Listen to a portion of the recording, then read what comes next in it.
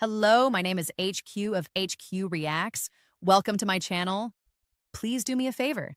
Hit the like button, share the stream, and click the notification button for new content.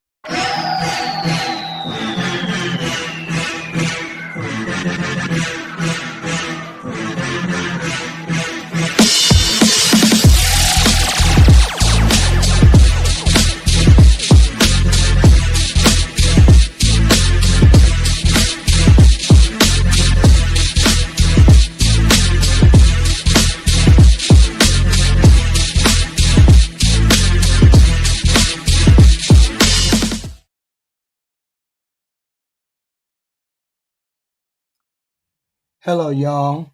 Hello. I'm trying to navigate this weird StreamYard that they have going on. Just have a dual screen, dual this, dual that, which I really don't like, which I really don't care for, right? So I'm trying to navigate it all, right? So we found out that neither party really gives a shit about the working poor.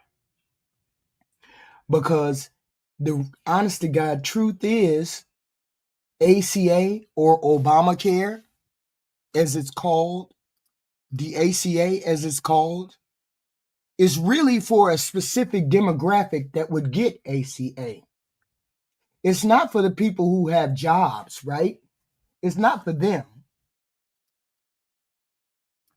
It wasn't for the poor, like the elderly, the handicapped, and X, Y, and Z. It was for people who had a specific amount of income. It just wasn't a lot of income. So I kind of figured that, but I wasn't sure, because most people can go into the ACA and they can apply for the ACA. Hello. Y'all come in. Hello. Hit the like button, please and thank you. Hit the like button, please and thank you. No, I'm not a brother. I just got the flu. And it makes my throat, my voice very deep. No, but my picture is up there. So ACA is primarily a medical insurance for people that are in between getting Medicaid or Medicare and a regular insurance that people get from that. Like Walmart, they told me that Walmart people don't get insurance. So I didn't know, I didn't know whether Walmart got insurance. I didn't know they didn't get insurance. And I didn't know that they really didn't hire people full time. So you take that, for example, and they need health insurance, right? So that ACA bridged the gap between the people who don't work and the people who have a job that gives them insurance. Because most people have insurance through their job. But this ACA is designed for people who need that help, right? So, and it's called the Patient Protection and Affordable Care Act, or Obamacare, or whatever, designed, they got it done in March 2010. So they were on the way of making that ACA. They were going to make it a single payer, just like Medicaid and Medicaid, but because the Democrats always want to pull Republicans along. They always want to pull the Republicans along. They always want the Republicans to come on board. They watered down the ACA to get help from the Republicans, and the Republicans never voted for it. They never wanted the ACA to come into fruition. So now, and they know it, and that's the bad part. The Democrats know that the Republicans are not going to bend to the knee, give them anything when it comes to the ACA. So today we saw the very weak leadership in the Democratic Party.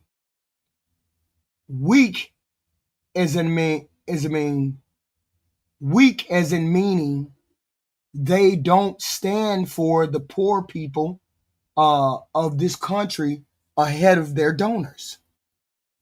Okay, ahead of their donors. So since they don't stand with the poor people ahead of their donors, that makes them weak. And this is why they capitulated today.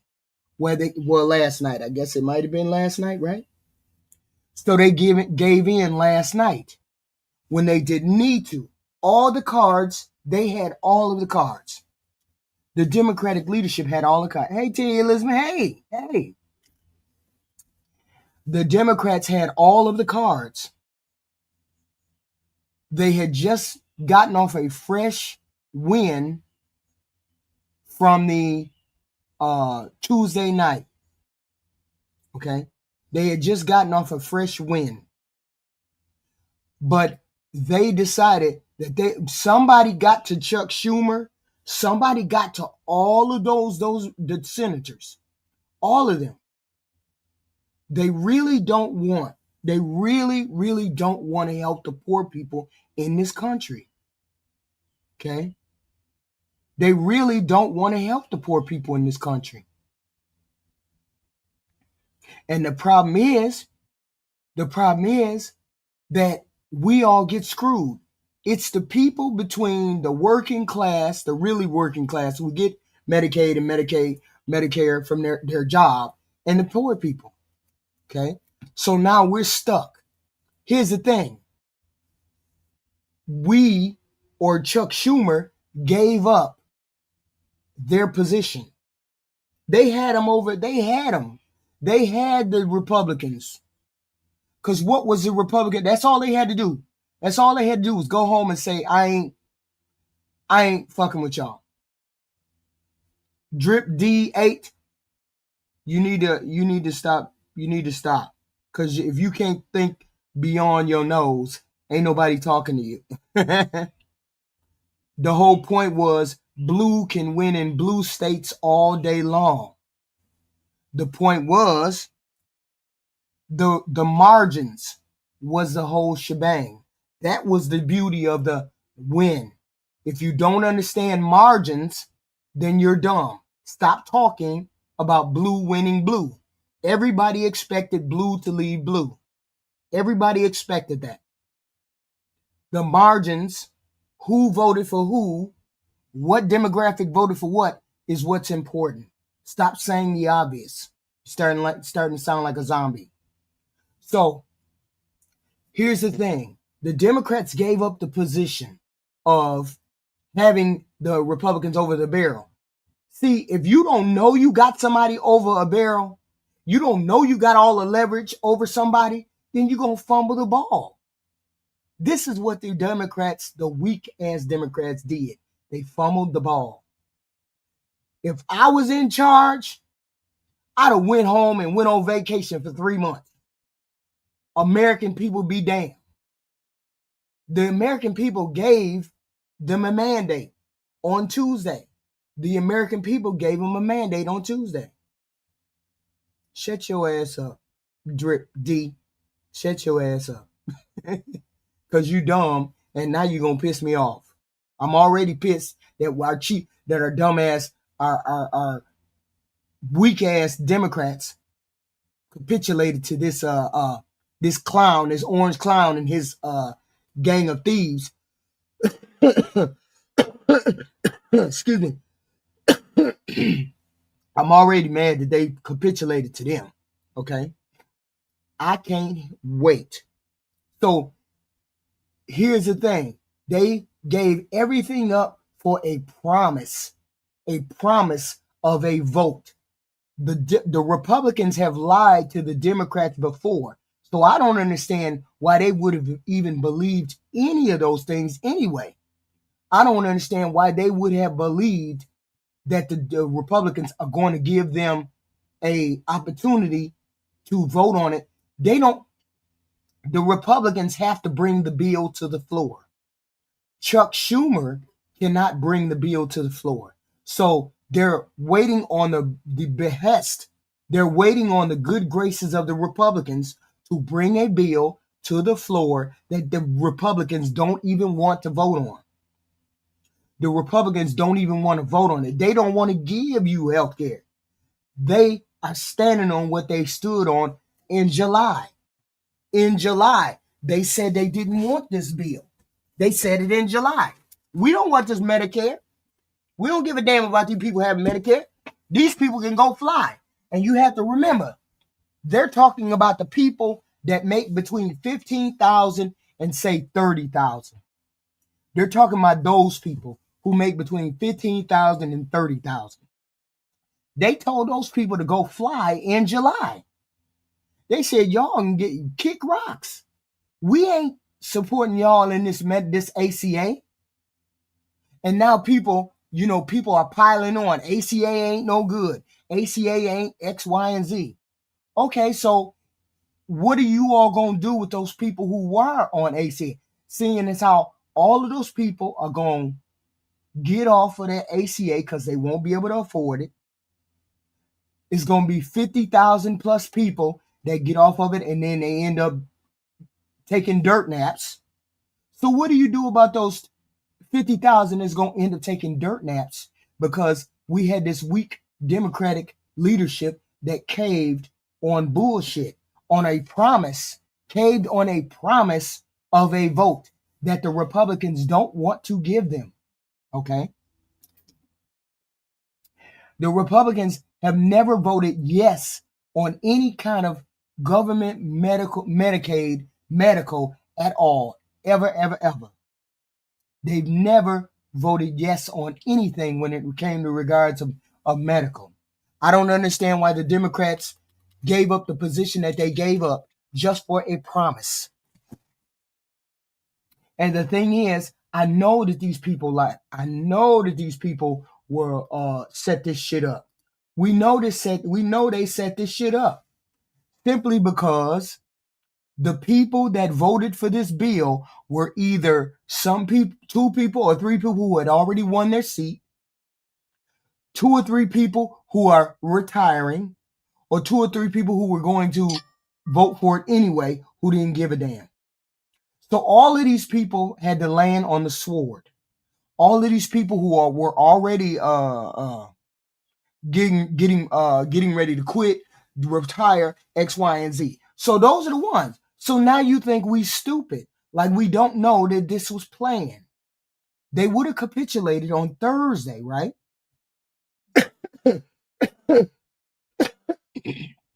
It's not for most Americans. Drip D, you're gonna have to start doing your research. We don't allow dumb shit in the chat. ACA is for people who make between 15 and 30,000.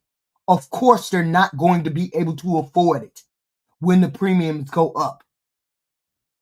But that's better. What they're paying for is better than what they're not going to have after December. Maybe you don't pay for it, but there's other people who need medical. Shut your ass up if you don't have no damn solutions. So these people gave it up for this ACA. Instead of all of them saying, instead of the Democrats saying with a weak position, they had, see, what does it say when you have somebody over a barrel and you don't know they have somebody over a barrel? Like I said, I would have walked in and told them, you need 60 votes, right? If you need 60 votes, you better come over here because we ain't bending. We ain't talking to y'all. We not having a conversation. I'd have turned around and looked at all the senators and say, hey, 3-month vacation.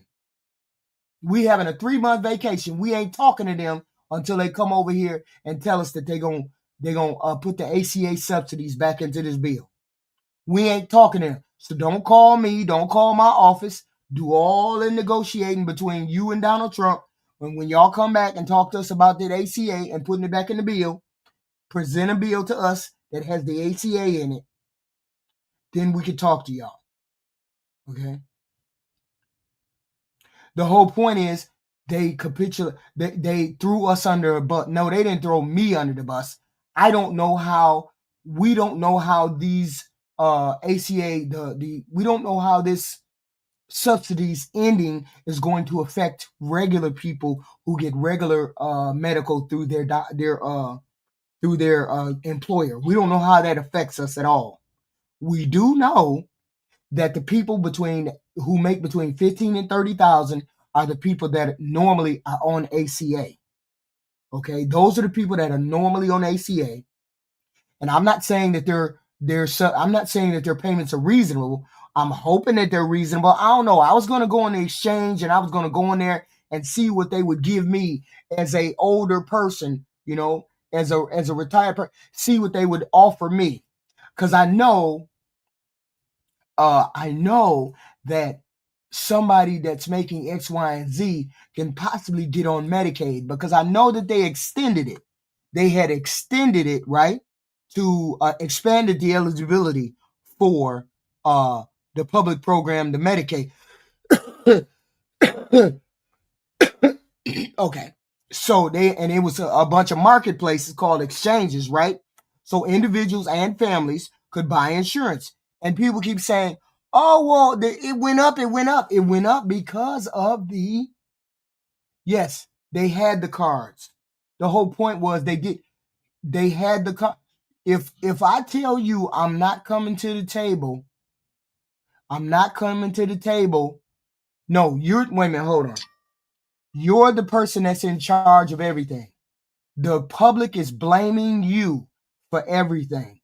And you want me to help you so the pain or the everything will stop. But you want me to help you. I'm not coming over there to help you till you do what I say, until you do some of the things that I want you to do. Okay? So they had all of the cards. And then when we won all of the elections, we won all of the elections on Tuesday. We had even more of cards. Even more cards. You see there? You see Republicans? America blames you guys. You guys need us Democrats. We ain't coming over there till you put them ACA exchange subsidies back into this bill. They had them over a barrel, and then they just gave it back. That's wild. They just gave it back. That's the way most of us Democrats are looking at it. You gave it away. Okay? That's the whole point. They gave it away. What is why women should not be in charge? What are you talking about, Black America? What are you talking about? The whole point was to force them to fix ACA. We already in a recession. Convergence. We already in a recession. What do you mean? We would have been official or not. We're already there. Just because you're not calling it that don't mean we ain't there. They got nothing. If you can just close, if you can just stop, if you can just go back and if you can just close down right now, if you could just close down from on strike right now, then why the fuck didn't you just do it on the first week and get it over with? You could have got the same garbage that they got the second week. They didn't get anything for the 40 days that they were down. That's the whole point. What is the point of holding people hostage if you were going to capitulate to a certain point? Oh my God, everybody's hurting. Oh my God, we're going into a global recession. Oh my, you knew that before you went into this shutdown. You knew that. You knew it was going to be a global recession. You knew all of this. So why back out now? Why not just capitulate on the second day? Why not just say, fuck it? Oh no, we gonna have too much. No, you took 40 days and 40 nights of nothing, and then you got nothing. We could have been done with this 2 weeks in. We could have been done with this with a weekend. Oh no, let's just Let's just stay for 2 weeks, and then we just gonna show them 2 weeks worth of resistance, and then we're gonna give it up. Okay. The Republicans are getting blamed for it. Now these weak ass Democrats get blamed for it. Here, let me show you. What did they get? What did they get for this? What did they get for this? Spending bill passes, they get SNAP benefits. They did halt the reduction in force notices, the mass layoffs the Trump administration conducted during the shutdown. But that wouldn't have happened if the government wasn't shut down, or at least not in the same form. They got nothing on ACA subsidies. They got a vote in the Senate. There's no vote scheduled in the House. There'll be some efforts to get a vote in the House, but Mike Johnson has been abundantly clear that that's not something he's interested in doing. So I do agree with Allie that Wednesday does feel a bit quick for a package of this magnitude. But the speaker said he wants everybody to be back within 36 hours after a Senate vote. And again, it's tough to see Democrats just falling in line, but that jet fumes dynamic after being in session for so long is going to be very strong. So these people right here were the ones who capitulated. Right here. He's retiring. He just got reelected. One of these people are retired. He's retiring, I know. He don't give a damn. One of these ladies is retiring, and the other ones just got reelected. So you picked all of your least vulnerable people, to fall on the sword. So you think we were dumb that we knew what was going on as soon as you said you caved. So all it is 40 days and 40 nights. 40 days and 40 nights didn't mean anything. It didn't mean anything. We could have gave up in 2 days and been done. So now people get nothing. So now we got 50,000 plus people who going to be taking dirt naps. 50,000 people that going to lose their lives. People going to get kicked off of Medicaid, Medicare, ACA, all of that. And, you have a lot of people saying, oh, ACA ain't no good. ACA X, Y, and Z ain't no good. Well, that's better than anything. It's better than nothing. Okay? Before ACA came along, people couldn't get any kind of health care. People was just in the street. Medicaid had not been extended. Okay? In ACA, Medicare is extended. Medicaid is extended. The whole point is, why can't you all fix ACA? But they don't want to fix ACA. Nobody wants to fix ACA except the Democrats. And they're not in charge. So as long as the Democrats are not in charge, ACA won't get fixed. So all of those people are going to lose their health care. HQ, are those 50,000 people more important than the people that were working? Yes, those 50,000 people who are going to die are more important than the people that are working without insurance. Obviously, that's an obvious yes. What do you mean? Okay. So the whole point is, all of those people, the point is, those people are going to get off of ACA. They're not going to be able to afford it. They got preconceived conditions. They got pre-existing conditions. They have chronic illnesses. They have X, Y, and Z. Yeah, it's some weird. I don't understand what's going on. It's some weird shit to healism. I don't understand what's going on. I was trying to figure it out. I didn't want to dual stream, but apparently that's it. Won't be cut.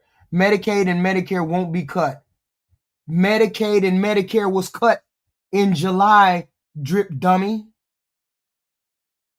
It was cut in July. Get into the game. Be quiet if you don't know what you're talking about. That was the part of the ACA. Shut up. They cut some of the Medicaid and Medicare and ACA in the summer already. Shut up, Drip, if you don't know what you're talking about. So they already cut portions of Medicaid and Medicare in the summer in the big, beautiful bill. Those were the things that they wanted them to put back into the bill so that people would be able to get medical insurance. Okay. So that they would be able to continue with their Medicaid and Medicare and ACA. But all of that has already been taken out. The subsidies for ACA and a portion of the Medicaid and Medicare. So all of those people are going to lose. The people who were on ACA are going to, their premiums are going to go up 3-4 times. So off the rip, if I'm paying $400 a month for insurance and now it goes up to $1,200, obviously I'm going to drop the ACA. Regardless of whatever medical condition I got, I can't afford the $1,200. And these subsidies, this ACA is tailored to people between 15 and 30,000. The bulk of the people are 15,000 to 30,000. So you know they don't make no money. So when their premiums go up because the ACA subsidies are not there, then that means that 50, 60 millions of people are going to be kicked off of ACA and Medicare and Medicaid. And so that's where the people who are going to be sticking, croak, that those are the people that are going to be off, lose their lives. Those are the people there. Okay. When I say people are going to lose their lives, that's what I mean. When they drop the health insurance and they have a vote, don't get me wrong. The Republicans promised the Democrats a vote. Okay. It all depends on if they work for a company, Black America. If they work for a company that offers medical insurance, they might take that medical insurance. But what if their company doesn't offer them insurance? That means they had to go to the ACA. Okay. Y'all see what you got to deal with every day. Every day you got to talk to these goofies. Every day. Every day you got to talk to goofies like Drip. They didn't just cut Medicaid and Medicare fraud, Drip. They cut it because they didn't want to pay for it anymore. Okay? So they promised the Democrats at the end of the year that they were going to have a vote. The Republicans have never voted for medical ever. So they're going to hold a vote and every Republican is going to say no. And they're going to be right where they are today, not getting anything. That's why I said they should not have capitulated. They should have held the line and made the Republicans change their shit. Now they won't change at all because they have no reason to. Because at the end of the year, they only have a promise of a vote, a promise of a vote. Okay? A promise of a vote. What does that mean? That means we don't care about what you want. Standing up to Donald Trump didn't work. It actually gave him more power. And then, so standing up to Donald Trump didn't work. It actually gave him more power. And then, so standing up to Donald Trump didn't work. It actually gave him more power. And then, so standing up to Donald Trump didn't work. It actually gave him more power. And then, and this is the criticism that people have always offered against Vote Blue no matter who, which I think it's complicated, I think it's conditional, but the fundamental argument is correct. The fundamental argument is if you have no standards for which Democrats you elect, you'll just accept any old Democrat as long as they're not a Republican. This is going to keep happening. Right. This is why you have to go as hard against the Democrats as you do the Republicans. He's not even technically a Democrat. Democratic caucus, whatever you prefer. You understand the sentiment, you know? Either way, they're taking the blame for this one.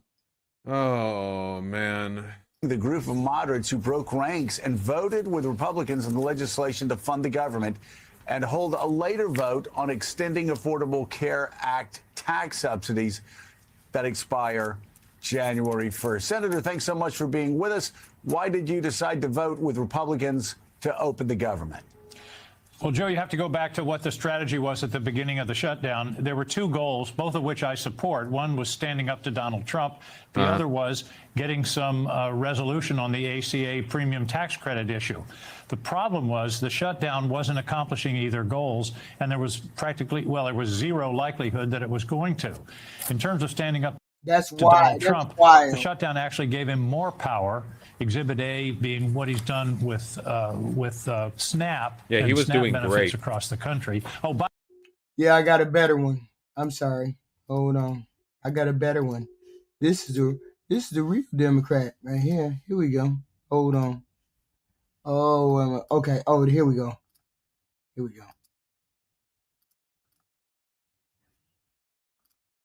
Some people would think that this is a capitulation if you only agree to a standalone vote. Need to understand how the Senate works. standing Yeah, I don't know how to fix that. I don't know how to fix the double stream. up to Donald Trump didn't work. It's been 6 weeks.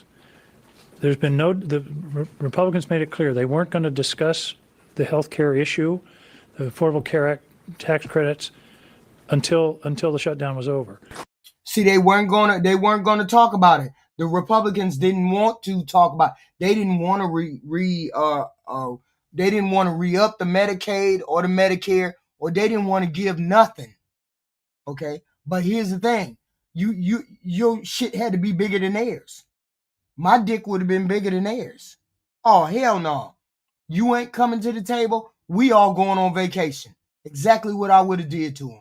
We have a guaranteed vote by a guaranteed date on a bill that we will write.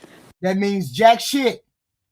That means jack shit. No one in Because the Republicans can let you write as many bills as you want to. That doesn't mean that they're going to let you pass it. They're going to vote on it. The Republicans are going to vote on it, and they're all going to say no. Okay? the Senate chamber. James, this is about the future of poor people and people who need help in this country. If your dumb ass don't know how to put down the Democrat Republican bullshit, what the hell? What the hell is wrong with y'all? The hell is wrong with half of y'all? Chamber wants to extend the ACA tax credits more than I do. This is the beginning to show and fight for Americans across the country. It ain't gonna be none of that shit. They ain't gonna fight for jack shit. There's nothing to fight for. We have an opportunity also to put Republicans on the record. They're already on record. They're already on record. They went on record this July and said they ain't giving y'all medical or Medicaid. They don't care whether you die or get broke off. They not giving you medical or Medicaid. They don't care. The Republicans don't care. And they said the Democrats seem to think getting a promise for a vote in December or beginning January means anything. It means nothing because all of the Republicans are going to vote no. And they're in the majority, which means it ain't going to pass, which means today is the best that you could have got and you got nothing. On the ACA, are they committed to doing this? Those were some of the excuses from the 8 pathetic Democrats who capitulated to Republicans. But according to them, this was actually a win, and we're all just too stupid to comprehend the 4-dimensional game of chess that they're playing. But if you're mad that they caved, don't you worry, because when funding expires at the end of January, they might not support funding then if Republicans go back on their promise for a vote on the ACA subsidies in December. If the president doesn't agree and Republicans block the extension of ACA subsidies, would you guys be willing to vote again against government funding in January when this funding runs out? That's certainly an option that I think everybody will consider. Oh, I bet the Republicans are shaking in their boots at that kind of threat. Like, they just beat you in a game of chicken, but I'm sure that they expect you to hold strong the next time that there's a funding showdown, and they expect you to not capitulate like you always do every single time. And I want to be very clear about what these Democrats did. They effectively voted with Republicans to double and triple our healthcare premiums. People are going to die because of this capitulation. Because even if John Thune gives them the vote that he promised in December, which it's not going to happen, but I mean, even if it does happen, there's no guarantee that it's going to pass, which is why the shutdown was so important, because it was your leverage to get Republicans to vote affirmatively to extend the ACA subsidies that are expiring. But now they don't have to vote for shit because Democrats gave up their leverage. And to add insult to injury, Republicans didn't even agree to a vote in the House. In fact, here's what Mike Johnson said when he was asked whether or not he would allow a vote in the House if Thune struck a deal with Democrats in the Senate. No, because we did our job, and I'm not part of the negotiation. The House did its job on September 19th. I'm not promising anybody anything. I'm going to let this process play out. In other words, it's over. They folded. They gave up their leverage, and now our healthcare costs are going to go up because of what they did. They fucked us, even though they had momentum after Tuesday's election. Trump literally admitted that the showdown was hurting Republicans more than Democrats, but what did they do? Well, they chose to throw it all away, probably because their donors told them to end the shutdown. And now nobody's going to believe that Republicans are responsible for the shutdown, because the question is, well, okay, why didn't these 8 Democrats just vote 40 days ago to reopen government? Whereas if they held strong and got Republicans to buckle, then it would be, well, why didn't Republicans just vote to extend the ACA subsidies 40 days ago? But that's all out the window. And if I had to guess, I think that they were already planning to capitulate, but they wanted to wait until after the election so that way their base wouldn't be too pissed off before they cast their votes. But another element to the story that is disgusting is the gaslighting that these Democrats are engaging in. The 8 Democrats who caved, they're not up for election until 2028 or 2030. One of them, I believe, Jeanne Shaheen, is retiring, which is long enough for voters to forget this betrayal. And even though Do you honestly think this is an L? Do you think this is an L, Osmos God? Are you that pathetic that it's an L for me instead of it being an L for the American people? This is the shit you Republicans do. You don't stand for nothing. This is an L for all of American people who don't have any health care, for all of the poor people. Stop coming over here caping for rich people, Osmos God. Stop doing that. You maggots make me sick when you come over here and cape for rich people. This is an L for all the poor people. What the fuck are you talking about? L for me. Are you mad? Are you mad? Chuck Schumer put out videos insisting that he was voting against this funding package. He's the one who gave them the green light behind the scenes, as journalist David Dayen reports. And nobody set the subsidies to expire. It extended, the law extended them only until this December. It wasn't the Democrats. Shaheen confirmed that this was the case in an interview on Fox News. Did you do this outside leadership, and was there a big push for you not to join the others and break the 60 threshold? No, we kept leadership informed throughout. In other words, Chuck Schumer knew, and he's putting on this show to obscure his role in order to avoid blowback because he's responsible. And we know he's responsible. We knew that Chuck Schumer had another agenda. That's the whole point. We need to get rid of all of these people because they just screwed a portion of the electorate that can't afford insurance as it goes. They can't afford insurance now. But because the Democrats were trying to hold out for the poor people, and Chuck Schumer said, oh no, let's just give in to them. Now they get nothing. All of those poor people, what the fuck you think those poor people are going to do and they don't have insurance? What the hell is going to happen now? And he already got a lot of shit earlier this year when he caved, so he didn't want the backlash again. So that's why he's like putting on this whole charade and why those 8 Democrats are giving him cover. At best, Chuck Schumer failed to whip votes to stop his caucus from betraying their voters, but at worst, he orchestrated the entire fucking thing. Either way, he's culpable here. And there are reports that there were 10 Democrats who were actually planning to cave, but presumably, this is my speculation, they opted to just have 8 Democrats cave in order to minimize backlash because there are a lot of Democrats in vulnerable seats, so they want the party to not be as hated going into 2026. And while all of this is going on behind the scenes, you have Chuck Schumer out in front, disingenuously pretending like he's going to continue to fight and that the fight's going to continue regardless of how things come out. Like, I want to show you this video where he's talking about, oh, well, if this happens, we're going to continue to fight, even though he knew that this was the way that the vote was going to go. Just watch this disingenuous bullshit. It's just so infuriating to me. However this vote turns out, this fight will and must continue. Democrats must fight because of millions of families will lose health care coverage. We must fight because children who are dying of cancer will not get health care coverage. We must fight because a senior citizen cannot afford to pay $25,000 a year just for health insurance. We must fight to keep millions from financial ruin. And that's what I don't like. They knew this is a game with all of those people. It's a game with the Republicans and the Democrats. It's a game to keep us stuck where we are. The whole point was you all should have gotten that Obamacare taken care of.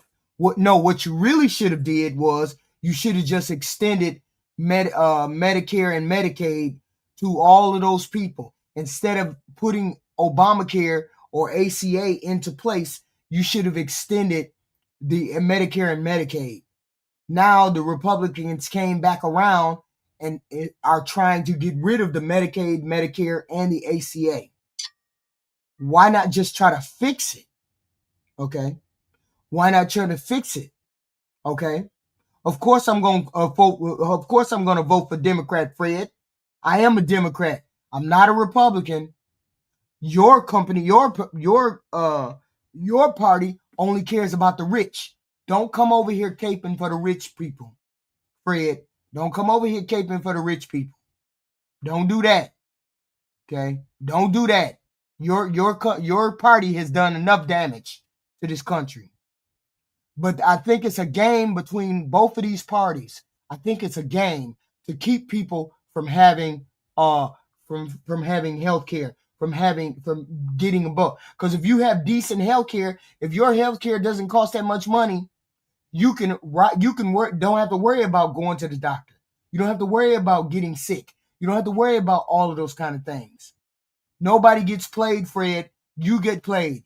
You gave your money to a rich man who gave your money. No, I'm sorry. You got scammed out of your money by a rich man who gave your money to rich men, including Argentina. Shut your ass up. So if you voted for Donald Trump, you the one got scammed. We didn't get scammed. Y'all got scammed. So the whole point was, if we could have got them to fix ACA in some way, shape, or form, if they would have got that, I would have been okay. But they didn't even get that. They didn't get no promise to fix ACA. ACA needs to be fixed. That's the whole point. It needs to be fixed and affordable for these people who make between $15,000 and $30,000. Great job, Chuck. Love the passion there. You can really tell how much he cares. You know, the fact that he had to read what a staffer wrote for him on a piece of paper instead of just speaking from the heart really demonstrates how much he cares about us losing our healthcare, right? Listen, obviously, he doesn't give a shit about us. He doesn't give a shit. Difference is, Osmos God, I didn't want my money to go over there. You wanted your money. You wanted to pay for the rich people. You wanted to get scammed out of your money. I didn't want to get scammed out of my money. About Americans who are going to die because they're going to lose their health care. And if he did care, he wouldn't have let the 8 Democrats that voted to betray us. And this is like, what, the 1,000th fucking betrayal in the last few years?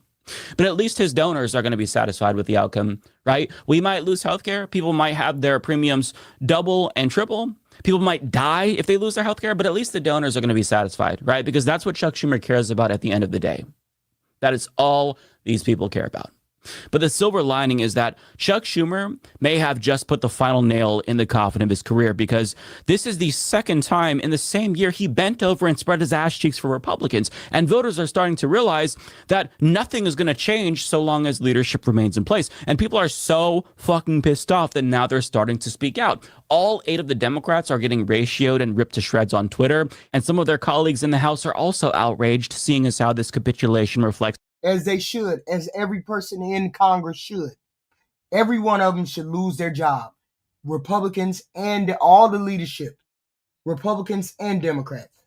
Thank God we're on track to get rid of the Republicans, because they have no pushback for what's going on. And we need a change in leadership, and we need some kind of pushback. The Republicans have no pushback. I guarantee you, the ACA, these people are going to have no health insurance. The hospital's going to be overrun. All of those things. Because nobody has any pushback for these Republicans. Nobody has any, even including these weak-ass Democrats. Yes, we definitely need term limits, because you need to do whatever you need to do in order to make the country better. When you are not making the country better, you do not deserve to have your position. That includes Democrats. And I'm a middle of the road Democrat, almost an independent. But you need to lose your job. Every last one of these people need to lose their job. If you cannot figure out how to give poor people health care, if you all, none of you all can figure out, Democrat and Republican, can figure out how to give people health care, all of you guys need to lose your jobs.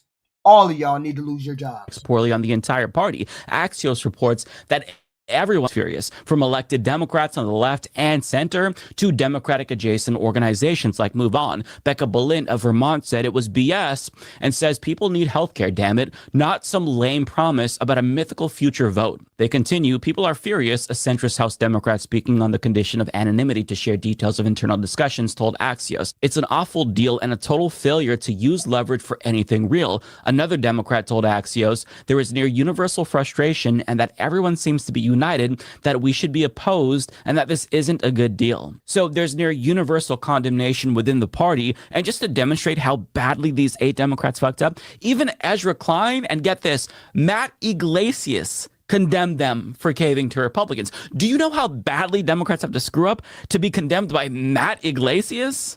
To show you what I mean, he tweeted, I was sympathetic ex ante to the view that Senate Dems were being pushed by an angry base into a tactically unwise course of action. But in fact, it's worked just fine, and both the polling and election results confirm that. Bizarre to give up now for peanuts. Yeah, so needless to say, when the party is even disappointing Matt fucking Iglesias, they're in pretty bad shape. But to say that they're getting peanuts would be too generous, because they're getting jack fucking shit. And I think that The Onion put it best. Democrats sick of being blamed for cowardice on issues they actually just don't care about. Another one, Chuck Schumer helps pull Democrats back from brink of courage. You know things are bad when a satirical news outlet does a better job at accurately portraying the situation than any mainstream outlet could. But here's the thing. There's always going to be a rotating villain in a party that has effectively controlled opposition for all intents and purposes. So controlled opposition, meaning you didn't see or hear them say anything. You didn't hear them say or do anything against the Republicans. You didn't hear them say Republicans don't want to give y'all health care. You didn't hear them say Republicans are cowards or Republicans are X, Y, and Z. You didn't hear any of them say that, because they already, all of them are under the same umbrella, getting paid by the same people to screw over the American people. All of them, Republicans and Democrats. That's why they need to be gotten rid of. But see, the problem is the left are in minority. So therefore, they're not the ones that are really the most harmful. The most harmful right now are the Republicans. So those are the ones that have to go. Those are the ones that have to change, because they're not doing anything for the American public. The Republicans they got rid of Medicaid and Medicare. They cut a portion of that out. How much, wait a minute, portion it out. What did they do? Medicare is, okay, they did $536 billion in cuts out of Medicare. Okay. Medicaid is set to see a large reduction in their enrollees, eligibility verification rules, all of that. So it's a whole bunch of cuts.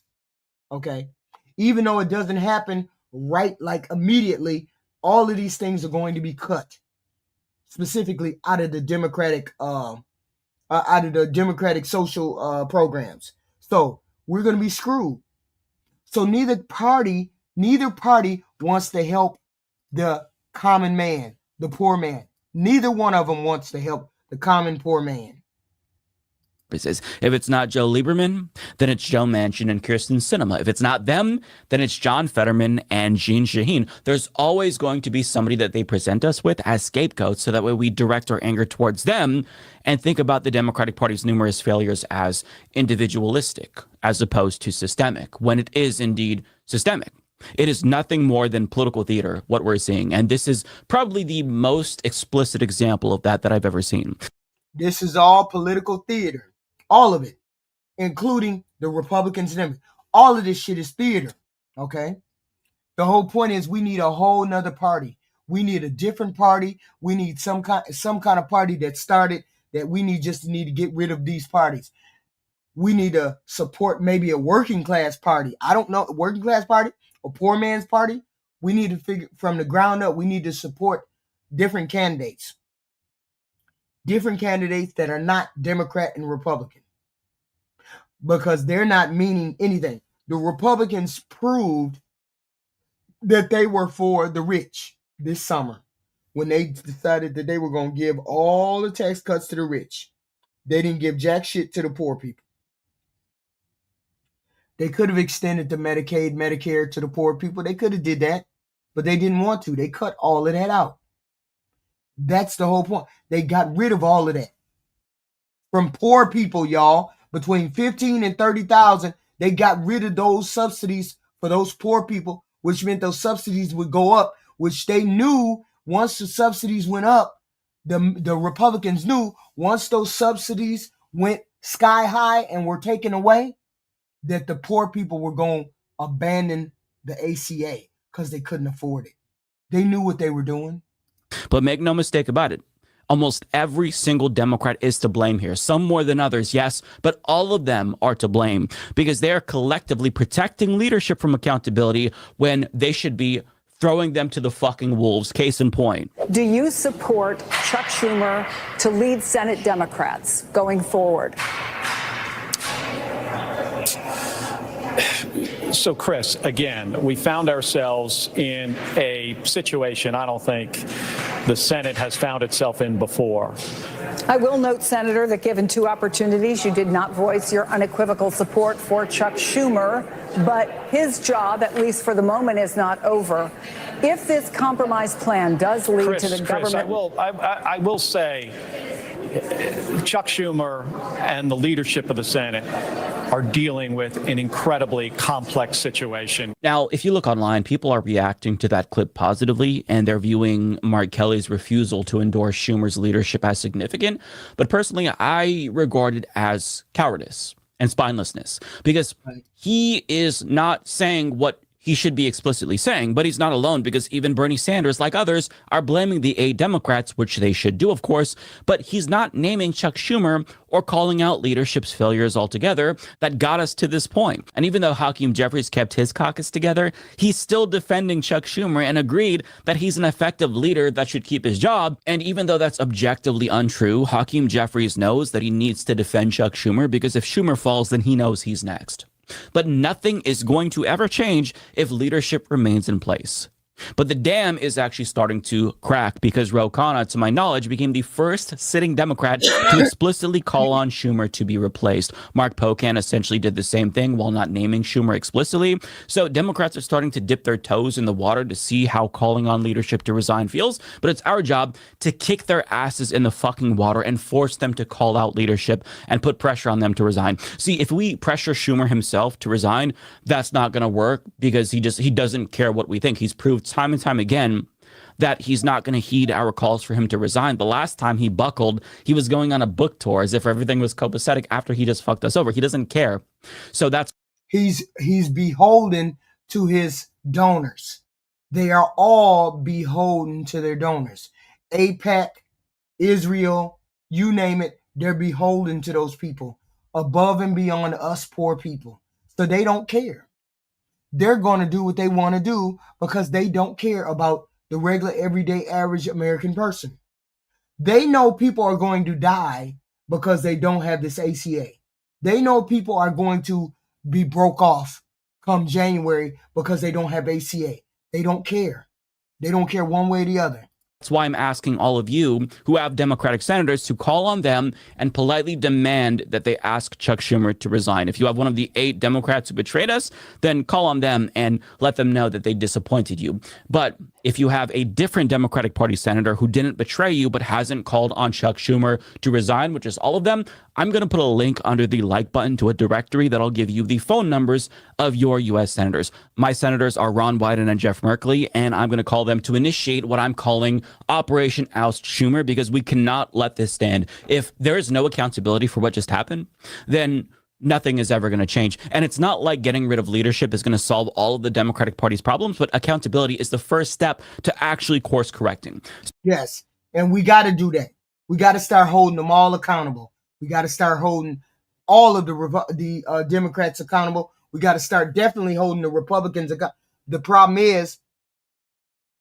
is, I don't get to vote for Schumer. I'm not in his state, so I don't vote for Schumer. Makes no sense.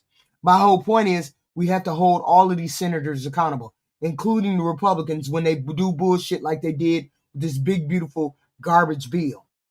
Nobody that was poor got anything out of this big, beautiful bill.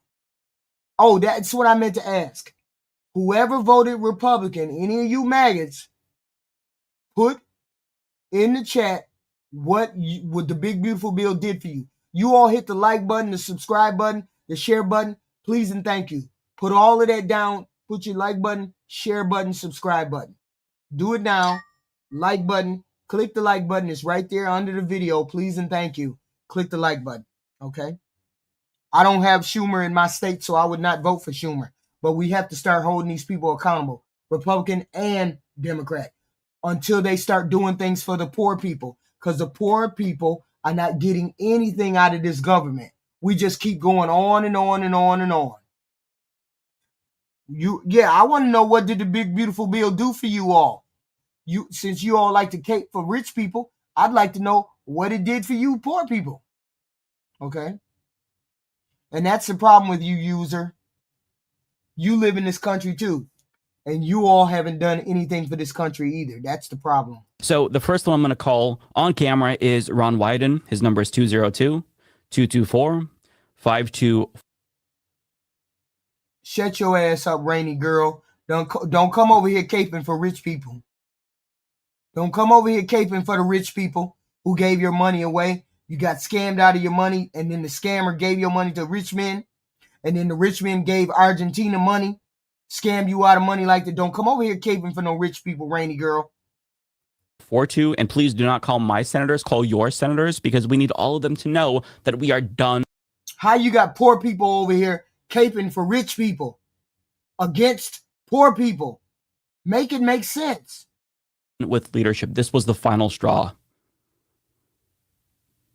Welcome to Verizon Wireless. Your call cannot be completed as dialed. Please check the number and dial again. Announcement for welcome to Verizon. All of our money got, no, the difference is, Fred, I didn't get scammed.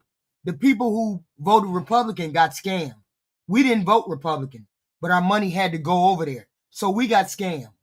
You got scammed. We didn't get scammed. We knew that he was going to scam y'all. We knew that. Wireless. Your call cannot be completed as dialed. Please check the number and dial again. Okay, let me try Merkley. I don't know why it's not going through. I'll get another number for Wyden in a second.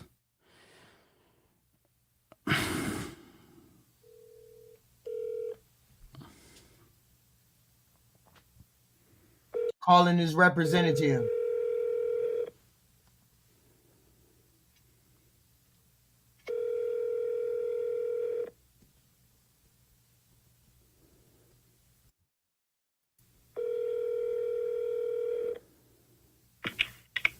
Senator Merkley's office, how can I help you? Hi, this is a constituent of Senator Merkley. I just wanted to call and request that he become the first senator to call on Chuck Schumer to resign. I've got a little note of that now. Was there anything else you wanted to add? Yeah, while I'm at it, if he could sign on to Senator Chris Van Hollen's legislation to do an arms embargo on the UAE for funding the RSF, which is committing genocide in Sudan, that would also be really great as well. Okay, I'll make a note of that one. Thank you. And thank you for calling in today. Yeah, thank you so much. And please tell the senator that I'm pleased that he's one of the best senators in the country. But I think that it would be awesome if he got the ball rolling on getting rid of leadership that is just not getting it done, to put it mildly. I hear you. I'll get that logged down and pass it off to the senator. But thanks for calling in, and I hope you have a good day. You too. Thank you so much. Bye. That's how you do it. You call up your senator and you say, I'm not satisfied with what you're doing. And so therefore you can log into that. You can call them and then do that with your senator. Everybody can do that with their senator. Okay, so I'm going to call Ron Wyden's Portland office. 9 times out of 10, you're probably going to get an answering machine. But, you know, sometimes you get to talk to a person and just be polite because they're not responsible. They work for shitty, corrupt senators. So be polite, but, you know, don't be afraid to tell them how you feel.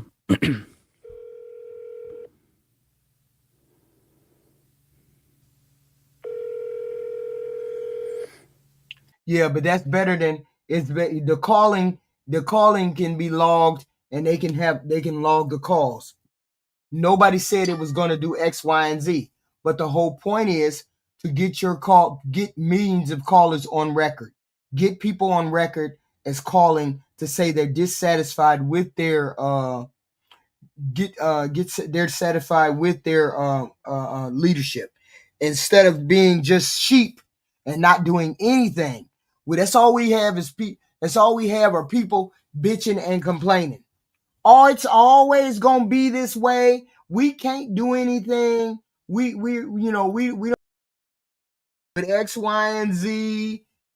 Of course, if you don't have anything to say, you don't want to do anything, that's fine and dandy. Some of us want to get involved with this our government. Some of us want our government to be better. Some of us want our government to work for all of us. That's the whole point. Do you want the government to work for you? Do you want the government to work better for you? Or we just gonna take it up the ass every time they want to take our money? Okay. That's all everybody is doing now. The only thing you can do is start at the bottom. And hopefully you make a change one way or the other. All I know is I'm sick of all of these Republicans and these Democrats. Sick of all of them taking the money and saying they're helping American people. Yeah, brain rot, run wild. They running wild and they crazy up in here. The government should work for us. Are you crazy, JD? What the JD? Are you crazy? Are you crazy? Y'all wild. You come in here with that bullshit again, don't y'all? Zombies. Okay. We don't have to deal with the calling, but sending weapons to Israel, who is committing a genocide on the Palestinian people, and stop taking AIPAC money in 2025. There's no reason why you should be still supporting them. On top of that, support Medicare for all, because if we had a universal single-payer healthcare system that was free at the point of service, we wouldn't be in this predicament in the first place. And you've never supported Medicare for all. And if you don't actually start changing for the better, I might have to think seriously about voting for a primary opponent next time you're up for election. So let's get the ball rolling. Let's get Schumer out. Otherwise, nothing is going to change. Thank you so much for your consideration. All right, so you know what to do. Call your senators and let them know that this is not okay. They must request that Senator Schumer resign. This is Operation Oust Chuck Schumer, and it starts with us. He's not going to go down if we call his office, but, you know, if you call your senator and let them know you're not happy, then that's how maybe we give them a nudge in the right direction. So make those calls. Yeah, so this is where we at. So this is where we at. This is what we got to do. We got to do something because the leadership has to go. We got to get rid of the leadership. I don't know how it is, but some of us have got to get on the same page. Okay. See, the problem is people have a problem with ACA. ACA needs to be fixed. Out there who's making $85,000 a year. That's not that's not billionaires or anything like that, but that's a higher earner in this case. Here's their current premium, $7,225 per year. That's 8.5% of their income. That's sort of the top end under the current rules. Under the change, if it expires, that will jump to $25,000 per year. That's almost a 30% increase. That's almost 30% of their income. Not an. I couldn't believe that they booed his ass, Ty Pro. I couldn't believe they booed him. 30% of their income for the year. That's a tough thing if you're making $85,000 a year. Just made it clear they weren't going to discuss the health care issue, the Affordable Care Act tax credits. Thank you, Ty Pro. Member for 3 months. HQ, keep cooking, and I'm glad they booed Trump. Lions won on Sunday. Ooh, that's bogus. They did. People can't stand Trump. That's the honest to God truth. They can't really stand him. But they got to put up with him, and we'll hopefully when we get to next midterm, we can burn up either the House or the Senate or both. Because if we get House and Senate or both, oh yeah, he will be impeached. That's for sure. But all his administration, if they get another president, if they get a Democratic president in 2028, I believe it'll be Gavin Newsom. And then they might try to run, what is his name? The gay boy, the gay one, the one that's the bisexual or gay. What's his name? J.D. Vance. 9 times out of 10, they probably going to try to run him. It's going to be impossible. Oh, it's impossible. Okay, we'll see. The blue wave is coming. It'll come again. We ain't worried about it. Because they can't stand Trump. He's at his lowest rating, 37%. He's at the lowest rating that he's ever been. They can't stand him. Nobody can stand him. Even his party can't stand him. That's why they fighting. That's why they over there fighting now. That's why you got Nick Fuentes over there fighting with the Shapiro and what is it, Candace Owens and all of them goofy people.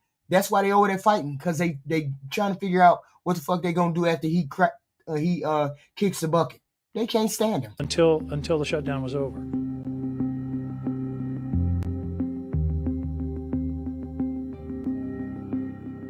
My vote today was to do 2 things. One is to make sure that the government is functioning so that our kids eat, so that our elderly citizens eat, so that our air traffic controllers can get some sleep and earn money, get paid while they are working, and continue the fight to a realistic platform to get the premium tax cuts done. And if that is not successful, then shame on the Republican Party and shame on Donald Trump.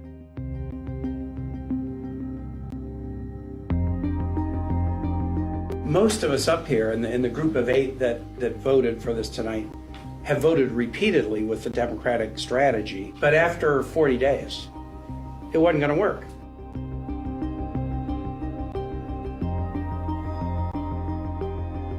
We have a guaranteed vote by a guaranteed date on a bill that we will write. Which means nothing. Which means the Republicans are going to vote no on everything. And they're in the majority, which means getting a vote, guaranteed vote, written by you means nothing. That the Republicans will write, although I do think it's important for us. That's the problem with you, Mad Lady Libby. They're tired of the Republicans, not the Democrats. They're tired of the Republicans. Please understand where you all are at in history. That's why you're having the infighting that you're having now. They're turning on each other. Please understand where you stand. Please understand where you stand. So here's an explosive update on the government shutdown is what I'm hearing, right? So it's not what you're being told. That's all I got to say. Yeah, we just had a blue wave because they can't stand Democrats. Libby, you're a zombie. The headlines say it's about healthcare and rising premiums. You've heard it all, right? And then Democrats are saying that Trump wants to raise the cost of Obamacare. Well, it's not that he wants to. That's not the full picture. Here's what's actually going on. So when Obamacare, which, as you know, is the Affordable Care Act, first came in, it made health insurance mandatory. But after COVID, President Biden signed new legislation that temporarily expanded subsidies, basically tax credits, to make health insurance cheaper for Americans. Now, these weren't just discounts. And here's how it works. It's pretty scary to think about it. Department of the Treasury sent the difference in cash directly to the insurance companies. So if your premium was, let's say, $600 a month, and the new plan lowered it to $400, the government literally paid the $200 difference straight to your insurer. That's billions of tax dollars going out every single month directly to private insurance companies. Those enhanced subsidies expire on the 31st of January or 31st of December 2025, and starting in January, that money stops. And when it stops, premiums go back up fast. Millions of Americans will suddenly see their costs go up by 20 or 30% or more. So we got to do something. So why is Washington gridlocked? Well, because those subsidies aren't just helping you. They're a cash pipeline for the insurance industry. And there it is. It's also free money for illegal health insurance. Boom, there it was. And when that pipeline closes, the insurance companies lose billions of free money. That's why the Democrats are filibustering and refusing to move forward. They're not doing it for you. They're doing it for the companies funding their re-election campaigns and the illegals who they hope will vote for them. Insurance companies, pharmaceutical giants, corporate donors, the groups that pump millions into campaign coffers, every cyclist who we're talking about.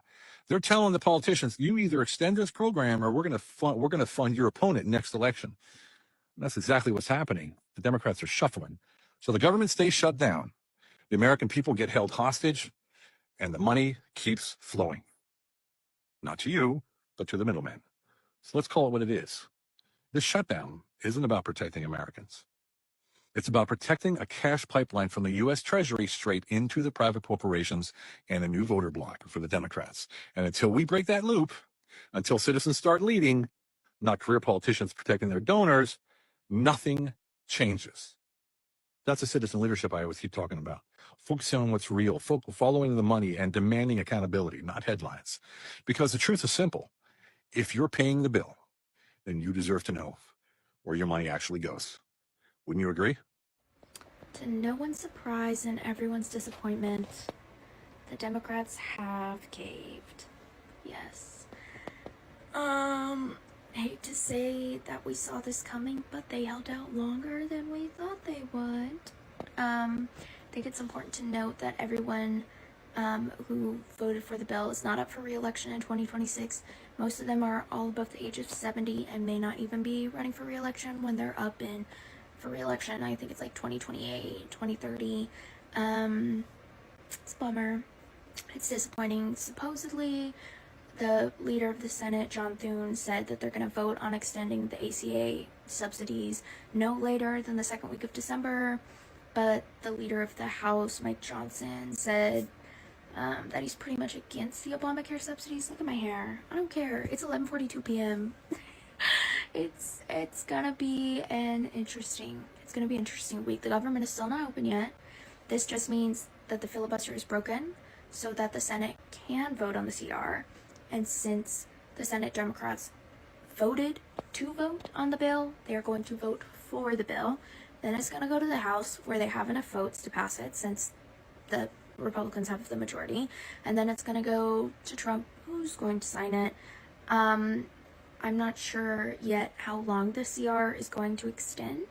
I'll try to get that information and get back to you guys. But it's disappointing. I really, really hope that the Republicans stick to their promise and pass something extending the healthcare subsidy.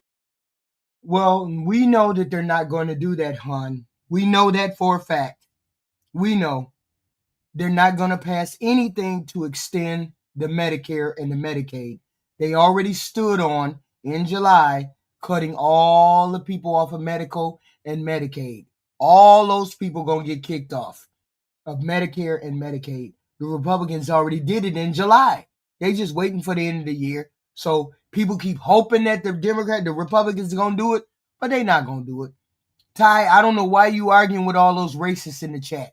They ain't nothing but racists. Plus, they bigots. Plus, they hate gays, trans,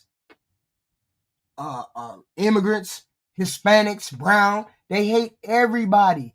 Everybody. Those are Republican ghouls. They're called ghouls and zombies because they don't stand on nothing. Ain't no sense in arguing with them people. You just having fun. You just batting at nobody that has no kind of a thought process. All the ghouls. but I'm not betting on it. Anyway, just wanted to update you guys. It ain't illegals getting cooked. Happy. Here's an explosive update on the government shutdown, is what I'm hearing, right? So it's not what you're being told. That's all I got to say. The headlines say it's about healthcare and rising premiums. You've heard it all, right? And then Democrats are saying that Trump wants to raise the cost of Obamacare. Well, it's not that he wants to. That's not the full picture. Here's what's actually going on. So when Obamacare, which, as you know, is the Affordable Care Act, first came in, it made health insurance mandatory. But after COVID, President Biden signed new legislation that temporarily expanded subsidies, basically tax credits, to make health insurance cheaper for Americans. Now, these weren't just discounts. And here's how it worked. It's pretty scary to think Oh about. my God. Did you just say the Medicare and Medicaid was extended? No, it wasn't. It was cut. You see how the MAGA people just say any old damn thing? They just cut all of that Medicare and Medicaid. They cut all of that. It ain't no extension to it. I don't know where you get that there's an extension to it, Fred, but you're ill-informed. They got to read the bill. We already read the bill. We know they cut Medicaid and Medicare out of the bill. Up and That will down. continue to rise. Obamacare, the signature legislation of the Obama era, now with premiums set to spike 300%. Young people now fleeing the program, and NPR saying that this is a death spiral for health insurance. They cut $536 billion in cuts over the next decade of the big, beautiful bill. $536 billion out of that bill. $1 trillion in cuts over a 10-year period. Medicaid is going to be cut, reduced. It's not cuts to benefits today. Jesus. And of course, Republicans don't like Obamacare, but remember this? I mean, that guy was popular with a lot of people on the left. Obamacare was this idea of universal health care, where health care is not a privilege but a right. This is from the Obama era website.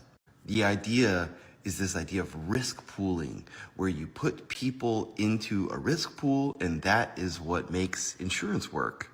The problem with Obamacare is that people were forced to get into the risk pool. It wasn't optional. So there was a $750 annual fine for people who didn't want to participate in Obamacare or take on a health insurance program. This was hotly contested, and initially a district court found this unconstitutional. Then the Supreme Court overturned it and said that the individual mandate that forced people to buy health insurance, oftentimes through the health insurance marketplace, that was constitutional. And the unique thing about the ACA or Obamacare is that insurers were required to use a single risk pool when developing premiums. This is a problem. See, a risk pool assumes that risk is evenly distributed, like a random weather event. You're like, oh man, stinks for you. Good thing that we all share the risk of insurance. Now you get an insurance payout. See, that's not the way it works in healthcare, because we know that things like healthy lifestyles are the most controllable and influential factor in chronic disease, which consumes about 90% of our 5.3 trillion annual healthcare spend. In fact, when Democrats created Obamacare, they largely ignored every basic actuarial principle of insurance. And I don't know if they did this because they just had never done any business before and didn't know that the math wouldn't math if you basically forced people who were healthy to pay for something they'll never use, to then basically transfer their wealth to people who were unhealthy, or they just ignored that and thought that they would just sell this to the commoners and lie to them.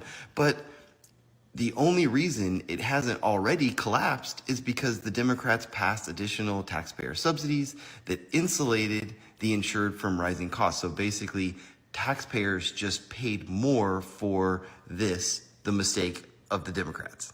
But I tell you who did get paid. So Obamacare was passed in March 2010. So the stock price of United Healthcare Group, one of the largest insurers in the United States, was $34-ish at the passing of Obamacare.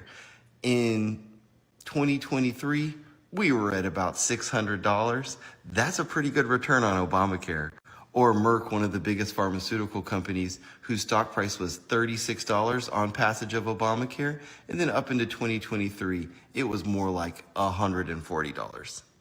But now, the average family's health insurance plan is $27,000 a year, which is making people leave the Obamacare program, leave the marketplace. I mean, who can pay $27,000 for health insurance that you still are going to pay to receive care under, because you have deductibles that are often in the range of $20,000 or $30,000. So now all these health insurers stocks are crashing because enrollments are dropping. And now you have doctors doing things like opening their own cash pay clinics saying, we do not take insurance. Maybe that's because people like this lady were quoted $5,100 to get an MRI through her insurance, but if she paid cash, it would just be $700.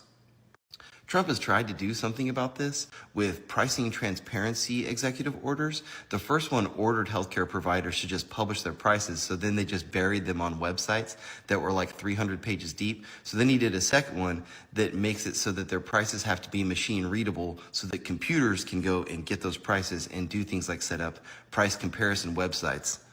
But regardless, John McCain in 2017 was the one who surprisingly shocked all Republicans and voted against the repeal of Obamacare, keeping it as law. So I don't know what the future is, but Obamacare is not working, and it's about to enter its death spiral phase for health insurance. Dear friends, this is what the Democrats in Congress don't want you to know. That this shutdown is a big ploy to cover up their mistake with Obamacare. I'm sorry, I meant the Affordable Care Act, which, by the way, was the greatest lie in the history of healthcare in America, because the affordable premiums are really not affordable when they keep rising. Healthcare costs keep climbing while too few healthy people buy in. Insurers must cover everyone. He said, when too few healthy people buy in. That was the basis for Obamacare. Healthy people had to buy in too. But once they got rid of the individual mandate, healthy people didn't want to buy in. When they could have bought in and it could have made better, but they didn't want to buy in. So this is where we at now. What do we do to fix healthcare? Even those already sick. So they raise the prices so that they can stay afloat. When the Obamacare was passed by the Democrats, they didn't care that the plan was a big pyramid scheme. They just took the lobbyist money and filled the pockets of the big insurance companies with your money. The proposed budget cuts, what did you find? Yeah, look, as you said, Mika, healthcare has become the major issue in this shutdown, and for good reason, as I'm going to show you. You haven't heard Republicans say lately, let's repeal Obamacare, have you? I haven't heard it. You probably haven't heard it, because it's not popular to say that. So they've been doing it surreptitiously, piece by piece. They are dismantling Obamacare, and that is what the Democrats are fighting for in this go-round. So let's take a look at the numbers. Obamacare started right about in here and with about 45 million Americans uninsured at the time. We brought it all the way down here to 25 million. In other words, 20 million Americans got insurance, largely, if not entirely, because of Obamacare. And now a combination of changes is going to bring that back up here.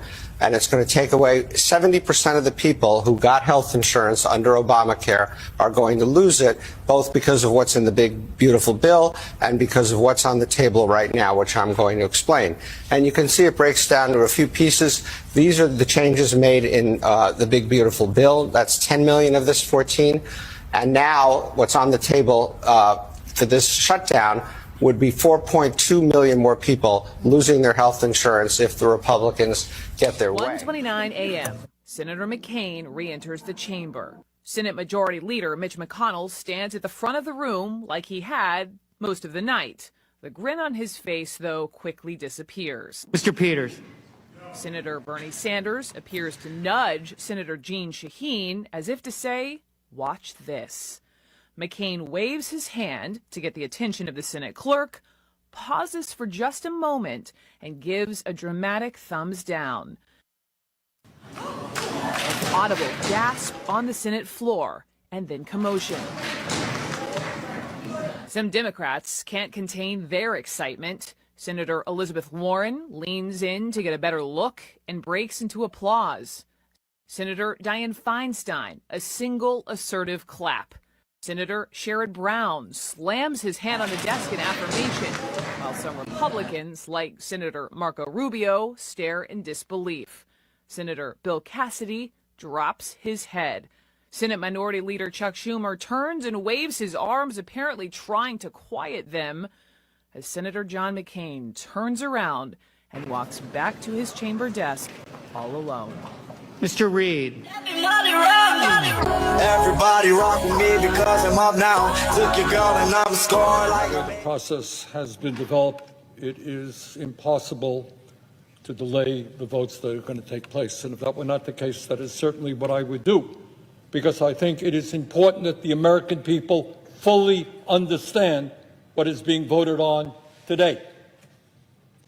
Everybody in America knows that our current healthcare system is broken, it is dysfunctional, it is cruel, it is by far the most expensive healthcare system in the world, and the only healthcare system of any major country that does not guarantee healthcare to all people as a human right, covering every man, woman, and child. We are unique in that respect. You all hit the like button, please and thank you. Hit the like button. I need you to hit the like button, please and thank you. Hit the like button, subscribe to the channel, please and thank you. Hit the like button, subscribe button, share button, please and thank you. And yet tonight, what this Senate is about to do is make a horrific situation even worse. So let's be clear what this vote is about. If this vote succeeds, over 20 million Americans are going to see at least a doubling in their premiums in the Affordable Care Act. In my state of Vermont... Good morning, everyone. State Representative Acton Bain, the Democratic nominee for the 7th Congressional Special Election in Tennessee. Don't have the tiny mics because they are currently under my very chonky cat, and the cardinal rule in our house is that you do not disturb her when she is sleeping. So, but anyways, I went to bed early last night because I've been sick, and I woke up to the government shutdown possibly being ended, allegedly. But what last night shows us is we need a new generation of leadership in Washington. Career politicians have absolutely failed us. The 8 Senate Democrats who voted with the Republicans to cut a deal means that the Senate gets a vote on extending the Affordable Care Act subsidies. But currently Speaker Johnson has not agreed for a vote on this, to vote on this in the House. So that is why this race becomes so much more urgent, that healthcare is on the ballot. If we can pull off this victory on December 2nd, it'll absolutely stun Washington. If Van Epps wins, there will be no pressure on Speaker Johnson to let that vote happen on preserving the Affordable Care Act tax credits. But if we win, it changes everything. So as they said in Jurassic Park, hold on to your butts. Let's get out there. Early voting starts this Wednesday. Once again, we have a special congressional election in Tennessee. It's the last red to blue flippable seat in the entire country, and early voting starts this Wednesday. The reason that we are trying to take action now on health care is because people's premiums are going up this coming week by letter. I'm struck by the extent to which sort of DC brain has infected us all, where we think that this is some sort of cooked up demand. I got a text from a buddy of mine. He got a letter, 40% increase for his father's premiums. This is not a talking point. This is not an allegation. This is literally what's happening. And 40%, you should be lucky if it's a 40% increase. The average increase is going to be 114%. And so the time to solve this problem is now. Open enrollment is now. Letters are going out now. Now, some insurance companies are sending out letters saying, your rates are increasing, but we're not sure by how much. And some insurance companies are being jawboned into not even sending letters at all. Now, there is only one thing worse than your rates going up on January 1, It is not being told until December that your rates are going up on January 1. People are going to lose their health care. This is not a joke. This is not a political talking point. This is what's going to happen across the country. The idea that this is some Democratic priority or independent priority or Republican priority is nonsense. Tens of millions of people are specifically going to see a 114% increase, and everybody else is in the same risk pool. And so all we're saying is, look, this is a very damaging issue for Republicans. And if we were terribly cynical, we would just let them stew in it. But we want to solve it because we care in our bones about the people we represent. And so there is still an opportunity to do something about this. There is still an opportunity to do something about this. None of us like shutdowns. But the only way to avoid a shutdown is to sit down between the political parties, and that includes the party out of power, and to make a deal. There's still time. Republicans, they're yelling that illegal immigrants are on Obamacare. You know what, though? That's not even true. Undocumented immigrants can't legally get Obamacare or Medicaid. I mean, that's federal law. You know, what's really going on is that in some states use their own money to cover people outside the system. And politicians, well, they twist that to score points. Now Republicans are drawing the line in the sand saying, hey, we're not giving in because Obamacare covers illegal immigrants. And, well, that sounds tough, but it's not fixing the real problem. The real issue is what's happening right now. We're in the middle of a government shutdown because Congress won't agree on extending the ACA subsidies. You know, and if they don't, well, there's going to be millions of taxpayers that are about to lose health care that they already pay into. But that raises a bigger question. Why do we even have a system that collapses every time Washington can't pass a budget? I mean, is Obamacare really cheaper, or did government involvement make healthcare this expensive in the first place? It's funny how that works, isn't it? I mean, every time DC helps, prices climb, paperwork grows, personal choice disappears. You know, we're supposed to be a free market, not a halfway socialist healthcare experiment. So here's the question. Do we want healthcare that's affordable because it's efficient, or because the government's footing the bill with our taxes? Let's hear it in the comments. From the proposed budget. Okay. So my question is this. What are we going to do about us getting health care? What are we going to do about them taking our money? In case you haven't connected the dots. But not giving us health care. What are we going to do about it?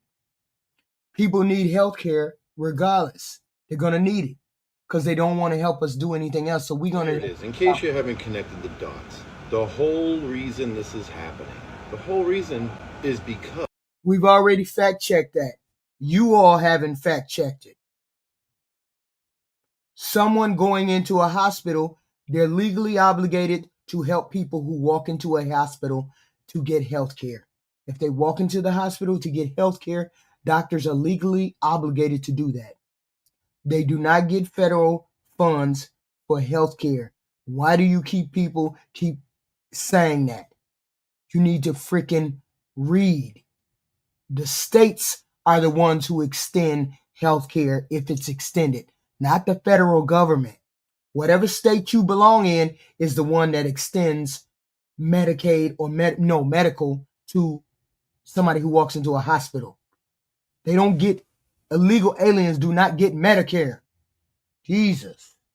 Because Donald Trump hates Obama so much. Let me explain.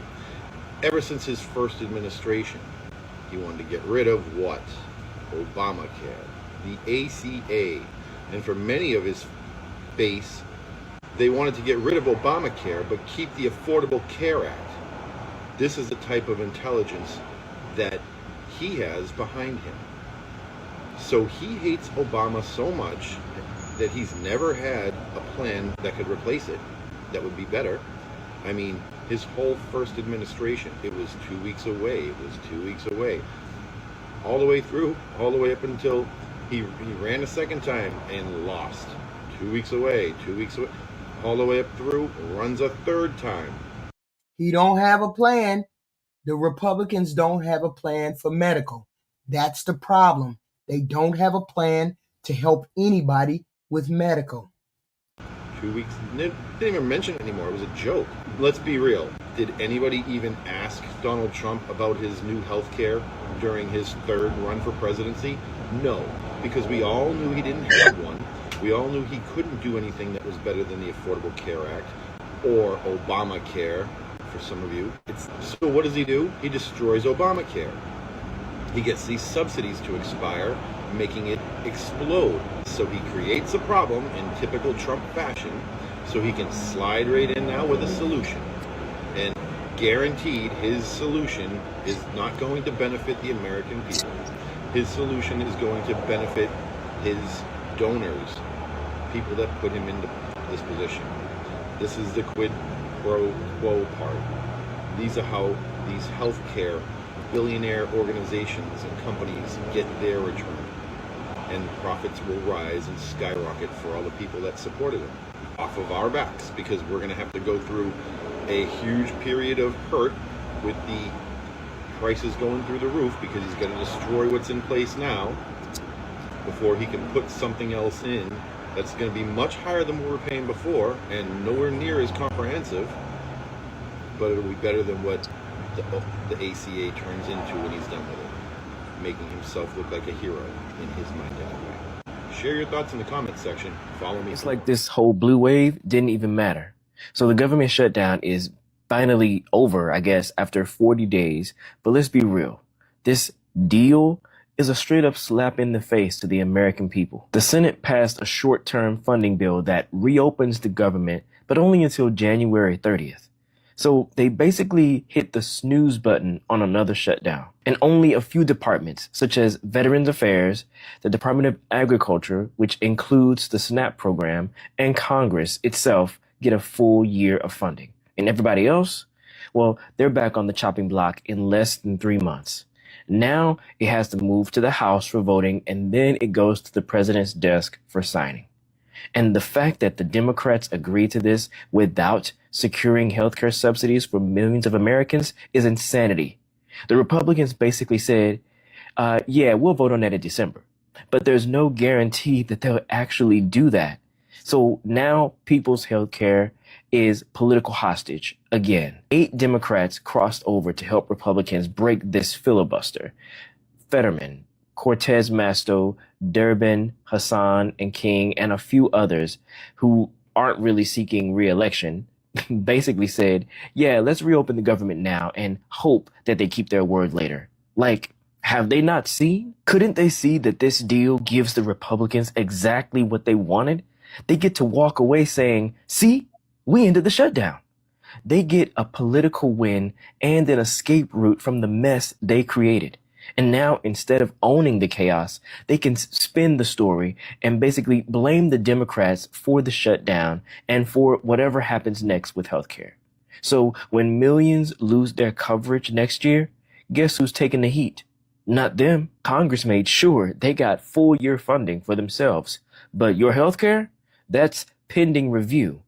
Make it make sense. The last shutdown this long was in 2018. 7 years later, and it's still the same story. Politicians play chicken while real people suffer. So the government's pretty much about to reopen, but it ain't gonna be fixed. We got another shutdown cliff in January and a healthcare cliff in December. And a Congress that seems more interested in protecting its own paychecks than yours. If you have Obamacare and you don't want it to be 75% more expensive, then you want Democrats to win this government shutdown fight. That's what's on the line. Simple as that. Republicans want to pass a resolution that will make subsidies for Obamacare disappear and in turn make it 75% more expensive for the average person. Democrats don't want that to happen. Which would you prefer?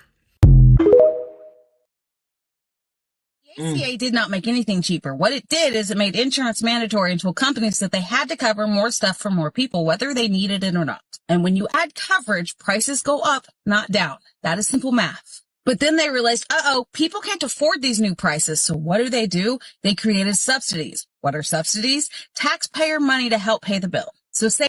So now you have these people out here saying this mad shit.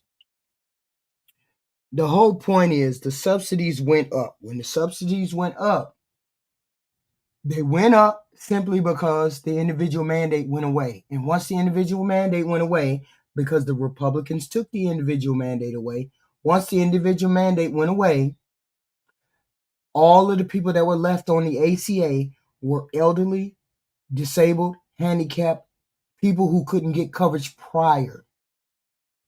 People who couldn't get coverage prior. And once those people who couldn't get coverage prior were stuck on the on the ACA prices went up. So prices are cheaper when you have a lot of healthy people.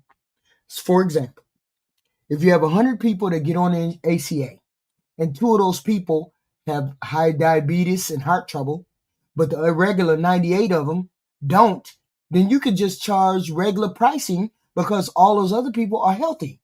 But if you have more people who have heart disease and more people who have diabetes on ACA than you do regular people who don't have anything wrong, then the prices are going to spike, which is what happened with ACA. So now we have a pricing out of the market for people because there's more people who needed to get insurance, who had pre-existing conditions, who had chronic illnesses that are on the ACA. Because before ACA came along, people couldn't get insurance unless it was sky high. Now it's going to go sky high because the subsidy is about to expire. This is what we're and the people who normally couldn't get insurance between 15,000 and 30,000, which is primarily people who are disabled, elderly, handicapped, whatever, because they don't work that many hours. This is a problem of their own making. They need to fix this ACA. So a lot of people don't understand how the ACA work. Your plan is $800 a month. The government helps with $400. Well, guess what? It's still an $800 plan. You just didn't see the other half of that come out of your pocket.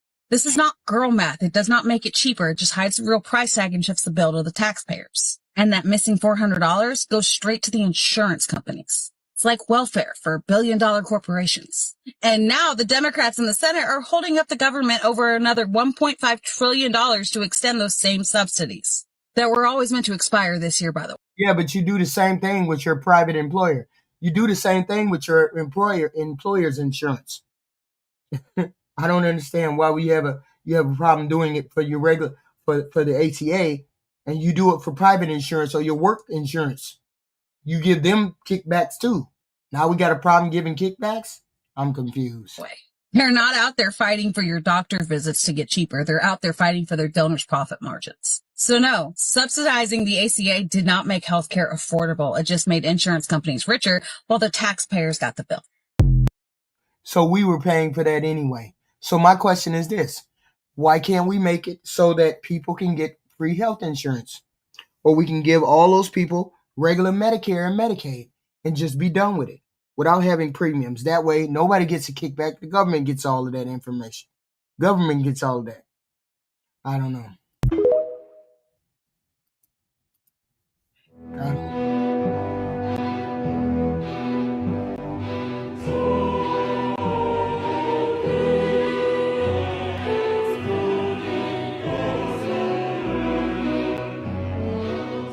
Video about the whole Affordable Cares Act and how it ruined healthcare for America. I gave a lot of details, factual information about what's going on and why the government is shut down. Mainly because these insurance companies and the stronghold that they have against the U.S. economy, because if you don't have insurance, you're going to be penalized. If you do want to get insurance, you're going to have to pay an arm and a leg. And I also said Barack Obama is receiving royalties or making money off of the Affordable Cares Act, also known as Obamacare. And all of the Democrats were coming onto my page talking about President Obama's not getting a royalty. He's not making any type of money from the Affordable Cares Act or even the insurance companies. And I was like, you know what? Let me go back and do some more research so I can update my information and give the correct information. I'm looking at it on the computer, but I'm going to put it on the screen so you guys can see. Former President Joe Biden with $8.2 million he received from insurance companies. Mitt Romney, a Republican, $7.7 million. Kamala Harris, $6.7 million. Hillary, $5.5 million. And our favorite one, Mr. Obamacare himself, $5.5 million. And now we're back to Mitch McConnell. He's a Republican, but he's really a Democrat. He's just there for the Democrats to have more votes. He doesn't fall to any Republican politics. Chuck Schumer, another Democrat, $2.9 million. As you can see, we have all these politicians from Democrats and Republicans that are making millions of dollars, making things a lot more expensive. And come around tax season, if you do not have insurance, you're gonna be penalized. But these goofballs in total made over. But that's the whole point. The whole point is to make Obamacare better. Are we going to make Obamacare better, or are we just not going to do anything about the healthcare? Then scrap the whole thing, and then we have people who are going to die, who can't afford, who going to have medical somehow, some way. So what do we do? What do people do? Do they just let the healthcare go by the wayside?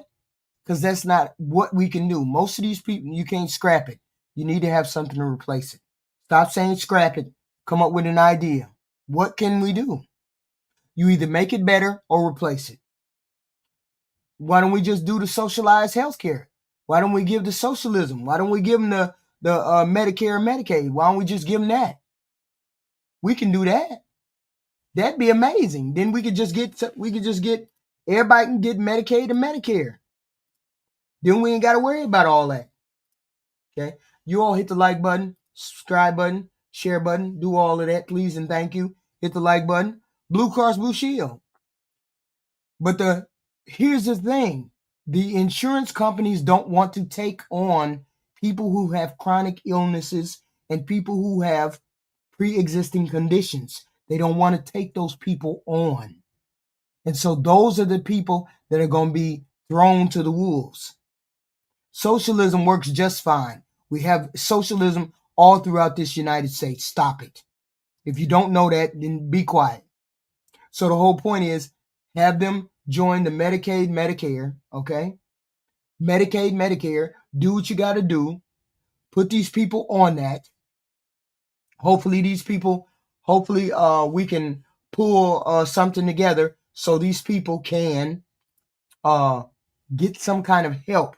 Because this Medicaid and Medicare, what they got going on, this insurance is not working for our people.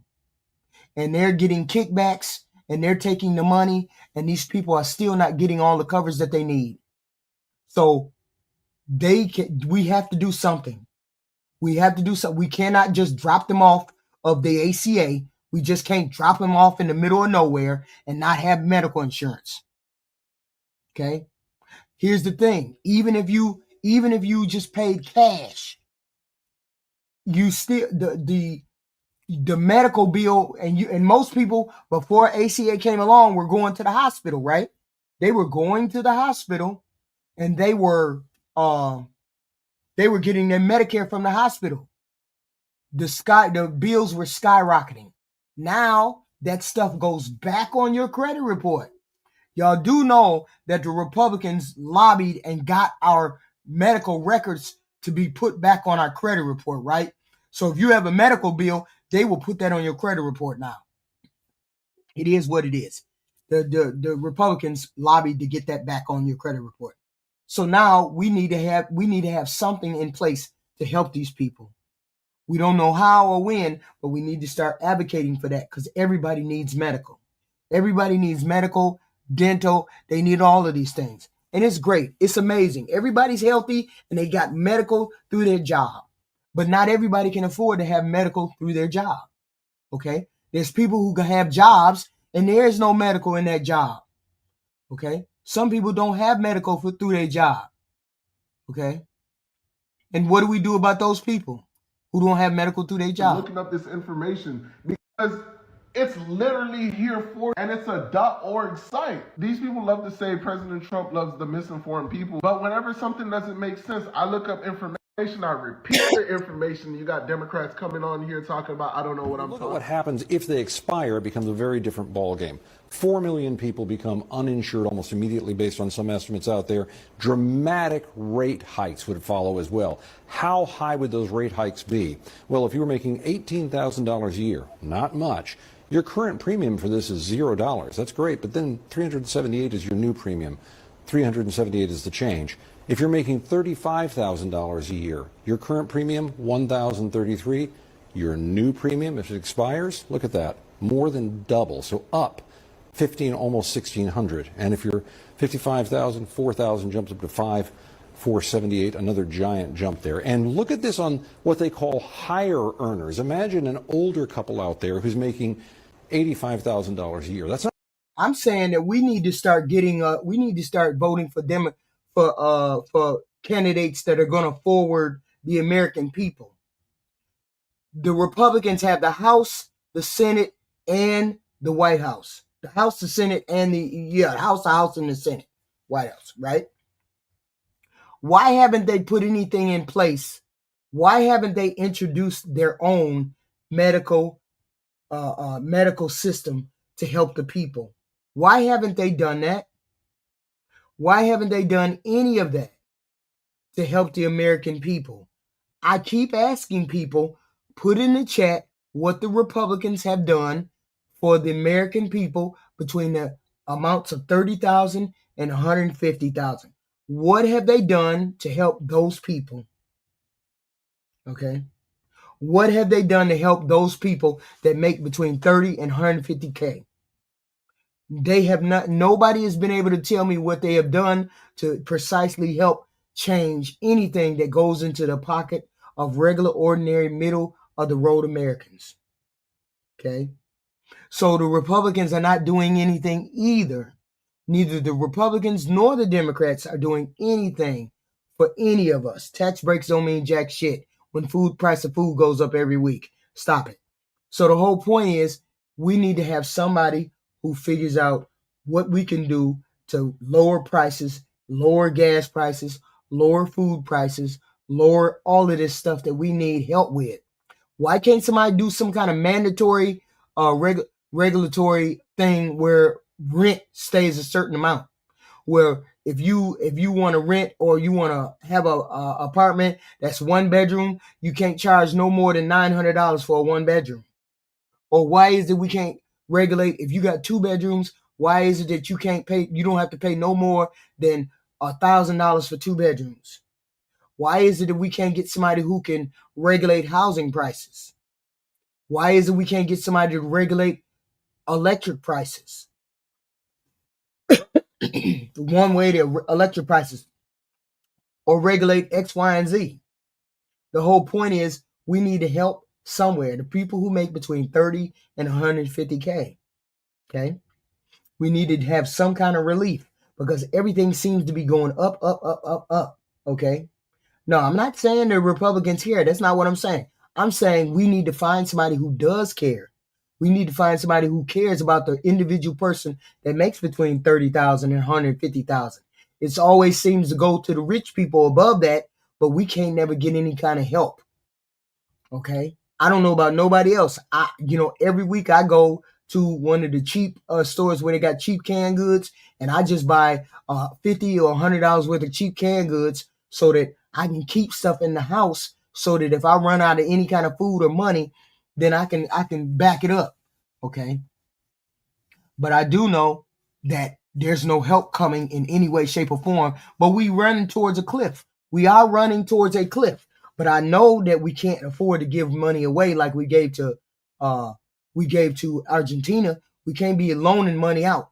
See, the thing with the money to Argentina was the billionaires and the millionaires invested in Argentina $20 billion. And then once that idiot who ran Argentina, who was in charge of Argentina, burnt up the money, Trump went over there and said, oh, okay, y'all don't have to lose y'all money. I give y'all 20 billion more. I give y'all 20 billion more to cover your losses. See, he covered their losses. We can't get nobody to cover ours. Yes, 40 billion. We couldn't get nobody to cover our losses. Okay, but there's losses that are coming because the economy is about to crash. Soon enough, we're going to start hitting a recession. We're going to start hitting a real recession. Okay, because of the decisions that the Republicans have made. They have made decisions that have harmed this country. They have harmed the country. They have not helped the country. They have dragged more and more money away from the middle class and given it to the rich. Now we all down here starving. We can't get Medicaid. We can't get free lunch for the kids. We can't get regulatory rent. We can't get the food prices lowered. We can't get the gas lowered. We can't get none of that. And yet and still the billionaires and all of them are thriving and doing the best that they can. Okay. And now we got our Republican leaders moving on to military bases. They moving on to military bases like they know some shit that we don't know. Okay. Like we need, and what happened to them putting our homeless into labor camps or putting our homeless into forced labor? Okay. Get them into housing, get them into some kind of facility where they all go to a facility, clean them up, get them off drugs and get them out in the workforce. Make them get on them farms and start picking those fruits and those apples and those berries and all that kind of shit. I don't know. Okay. Help them do something. Help them get up off the street. We don't have homeless on the street. Maybe we can help them in that particular way. I don't know. All I know is we got shit going on and it's not good for any of us. Okay. We are not doing anything for the people that make X, Y, and Z. Okay. So we're sick of doing just nothing. Nothing is happening. Nothing is going on. These people are not helping us. Okay. So we need to force them to do something. I don't know what, but we need to force them to do something. Not a huge, that's not billionaires or anything like that, but that's a higher earner in this case. Here's their current premium, $7,225 per year. That's 8.5% of their income. That's sort of the top end under the current rules. Under the change, if it expires, that will jump to $25,000 per year. That's almost a 30% increase. That's almost 30% of their income, not an income, 30% of their income for the year.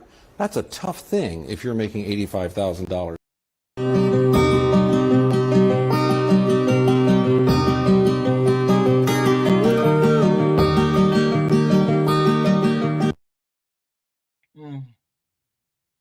I hate that song, but it is what it is. Okay. So let it get past. That's when it passed. They got it passed. But the whole point was it wasn't good enough and it didn't go far enough. We needed to make sure people were able to afford ACA. They should have codified a lot of that stuff. Around 24 million Americans are going to start shopping for health insurance on the Affordable Care Act exchanges for next year. The government is currently shut down as Congress fights over whether or not to extend funding that help people pay for that. Everybody has got to work. Everybody has got to work. I'm sorry. You got to get the homeless up off the streets and the homeless got to start contributing. You got to get the homeless up off the streets and they got to start contributing. Our young children have to start, the younger ones, 18 and up, they got to start contributing some way, somehow. We need to pull together as a nation. We got to do something, but we need to have health care. So we need to get them to give us the health care or get some kind of health care in place to help these people. Okay. Rent is going up. Everybody's rent is going up. People pay $1,500, $1,700 for 2 bedrooms, 1 bedroom, 3 bedrooms. That's crazy. But what has anybody done for it? Has anybody called their senator? Anybody called their local representation and asked them what the hell is going on with the rents? Y'all can't regulate these corporations that bought all this housing up. Y'all can't regulate none of them. What's going on? Coverage. If they don't reach a deal, all of those people are in for some serious sticker shock. So the original Obamacare passed in 2010, and it set up this system of income-based subsidies to help people buy their own insurance. Millions of people will get tax breaks to help them afford coverage, which represents the largest middle-class tax cut for health care in history. But over the years, a lot of people who they thought would sign up for insurance didn't because it was too expensive. So during the pandemic, they extended these subsidies to lower the price of insurance for almost everyone who bought it. This is considered one of the biggest things my administration can do, lower cost and expand coverage. And then what happened was the enrollment started skyrocketing. It's basically doubled. Ironically, a lot of the new enrollment did not occur in states that Democrats govern. It happened in places that we think of as being more Republican. Signups have more than tripled in a bunch of southern states. These are places where there were a lot of low-income people who worked in the kind of jobs that didn't offer them insurance. They are also states that decided not to expand Medicaid under Obamacare, and so that meant that those low-income people didn't have access to any other kind of government program to provide their insurance. If the subsidies don't get extended, on average, the amount people are going to pay for their insurance is going to double. But under the hood of that kind of average increase, there's actually quite a lot of variation. For really low-income people, imagine someone making about $22,000 a year. That person doesn't pay anything towards their insurance now. If the subsidies expire, that person will have to pay. Yeah, it was many factors that made it go up. Healthy people didn't sign up because they had jobs. A lot of people in rural areas, red states, they signed up and then they got on the dole. So it was a lot of factors that burnt up Obamacare. Them taking away the individual mandate, a lot of factors made it higher. Otherwise, at the beginning, ACA, Obamacare was fine when they had their individual mandate, and then people had to sign up in X, Y, and Z. But once the Republicans took the individual mandate away, once people, all the rural areas, mostly Republican, started signing up for ACA because they couldn't get insurance anywhere else, and the regular people didn't sign up for it, and other states didn't.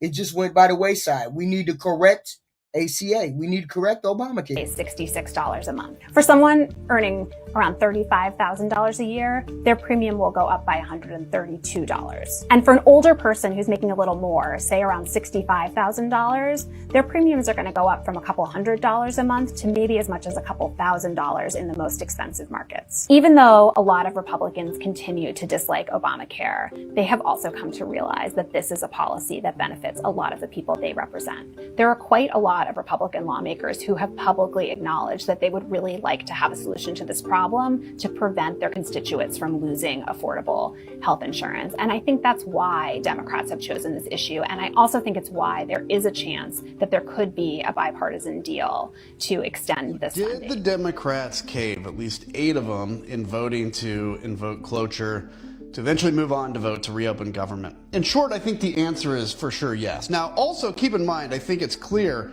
that within the Democratic circles, they basically found 8 people willing to vote to do this, and the rest of them could vote no. How do I know that?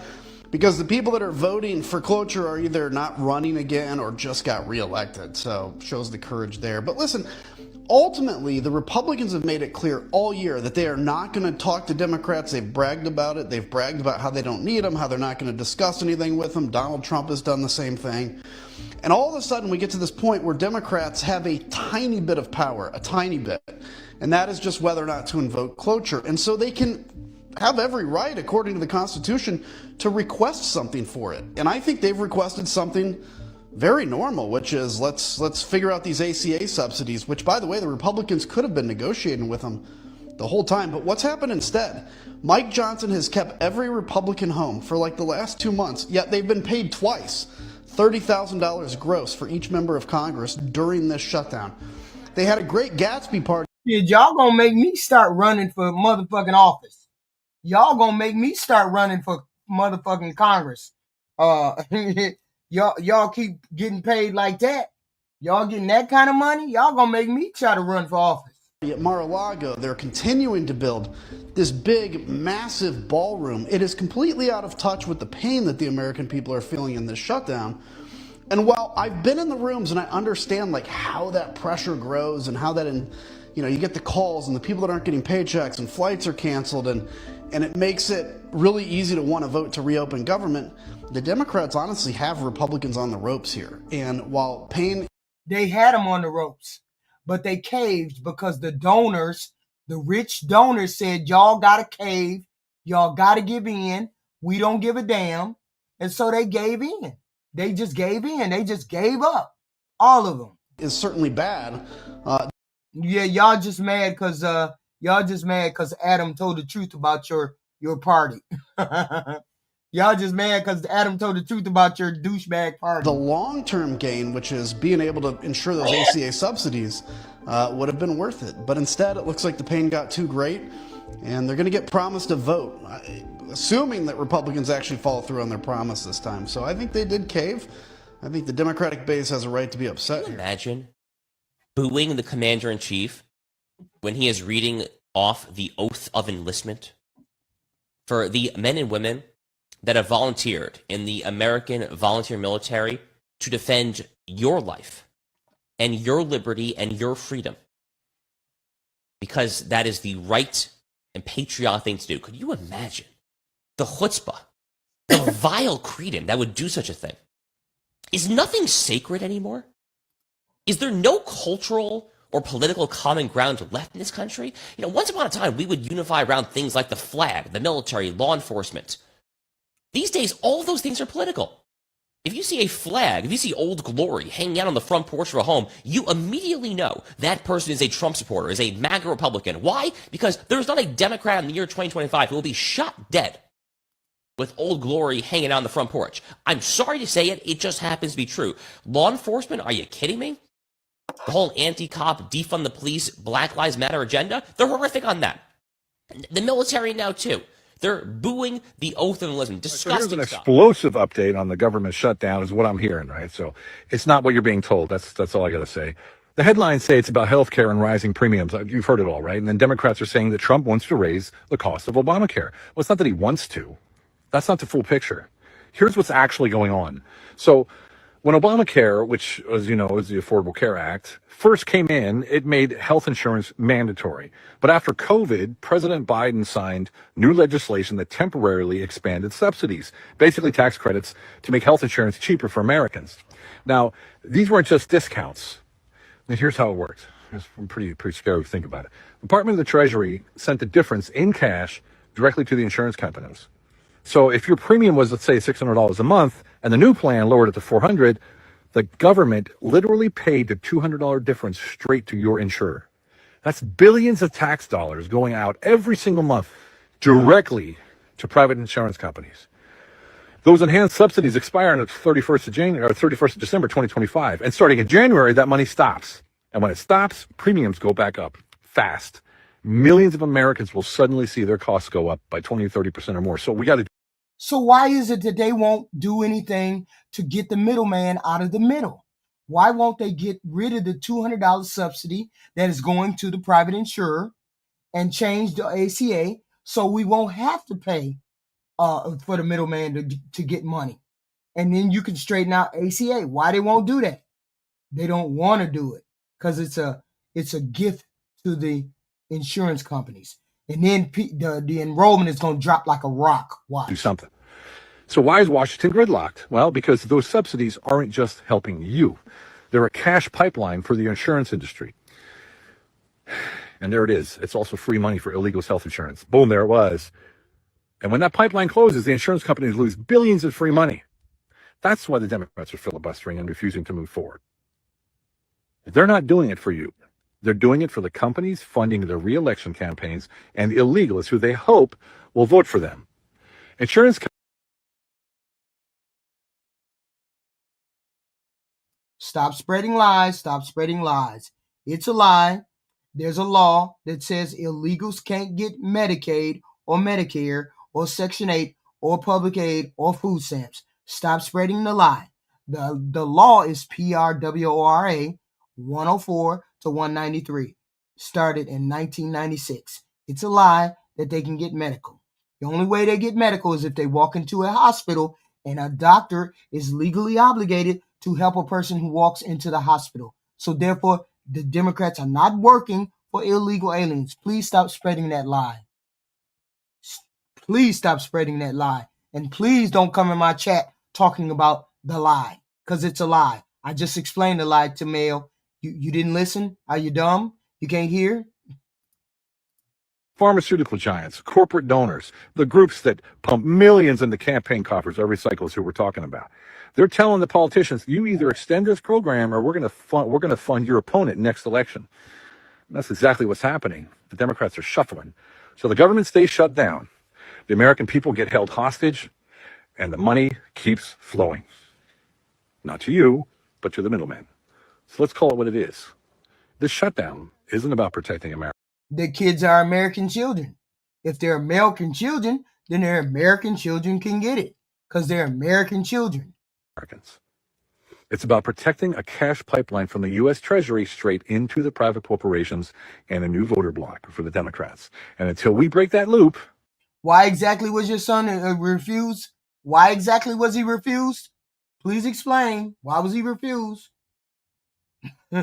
Until citizens start leading, not career politicians protecting their donors, nothing changes. That's the citizen leadership I always keep talking about. Focusing on what's real, following the money and demanding accountability, not headlines. Because the truth is simple. If you're... That's the whole point. I think I said it to you all. You didn't listen. States can offer the medical if they want to. That's state. Biden is federal. Gavin Newsom is state. Biden can't give them insurance, but Gavin Newsom can.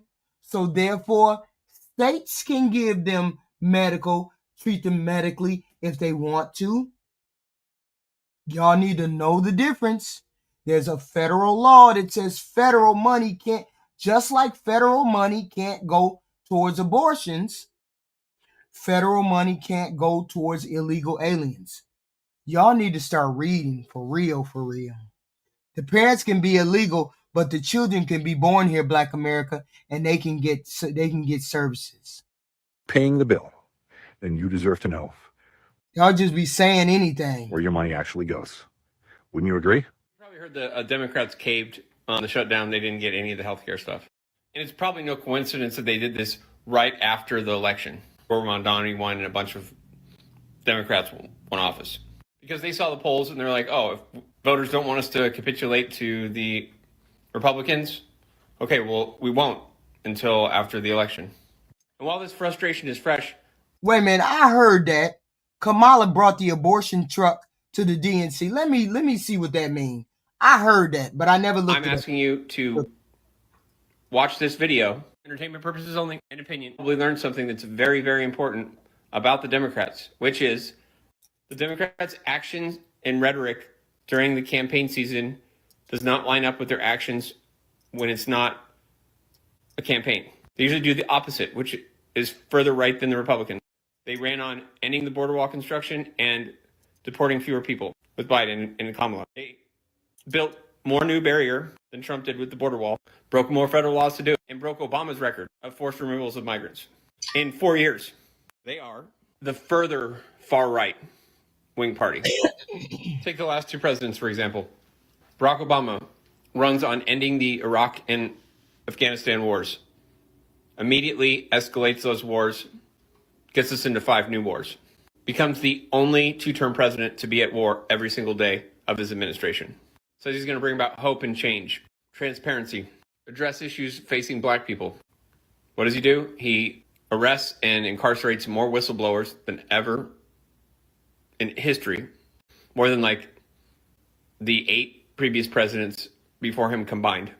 Unalives a father for having a controversial YouTube channel with a drone strike. Unalives that father's kid and his friends who had nothing to do with his controversial YouTube channel, also with a drone, while they were at a coffee shop. American citizens, gives police more military equipment than any president prior to him. They go on to have 4 record years of number of people unalived by police, including the 3 most Black people killed by police in U.S. history, at least since they started counting. I know they've been counting since at least like the 50s. All of this bailouts go to banks. Oh, and like car companies. Not to. What the fuck is he saying? You making my head hurt with this fucking talk. What in the fuck is he saying? Oh my God. Well, it was 85,000. Biden, comma, smashed the all-time record for reports of migrant kids who are missing being trafficked and worked in very exploitative jobs like roofing and in factories. We're talking 13, 14-year-olds working 50, 60 hours a week. They give the green light for cops to brutalize students all over the country.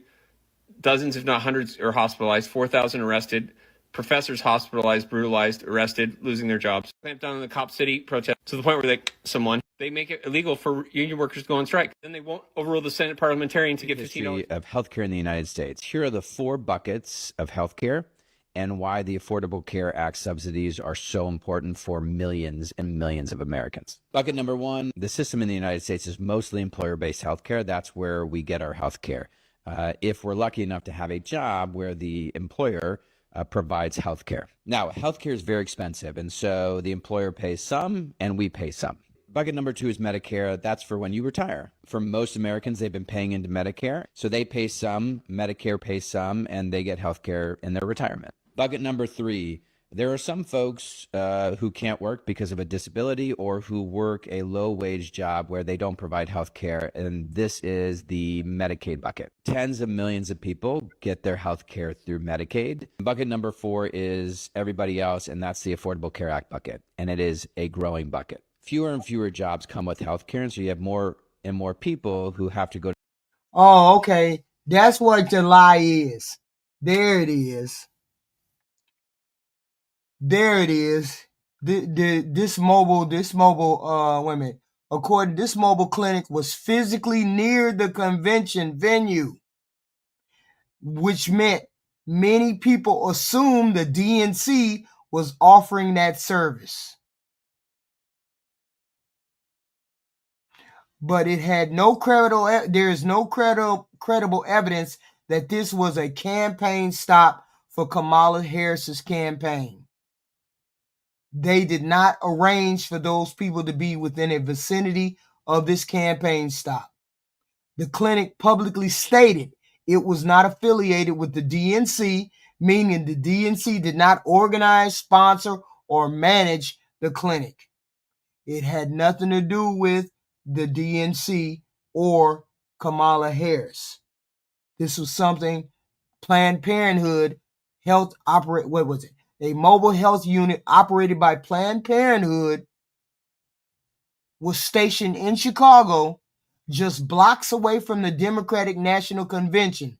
Blocks away, the clinic ran for 2 days and offered medical abortions, vasectomies, and emergency contraception by appointment to people who pre-registered.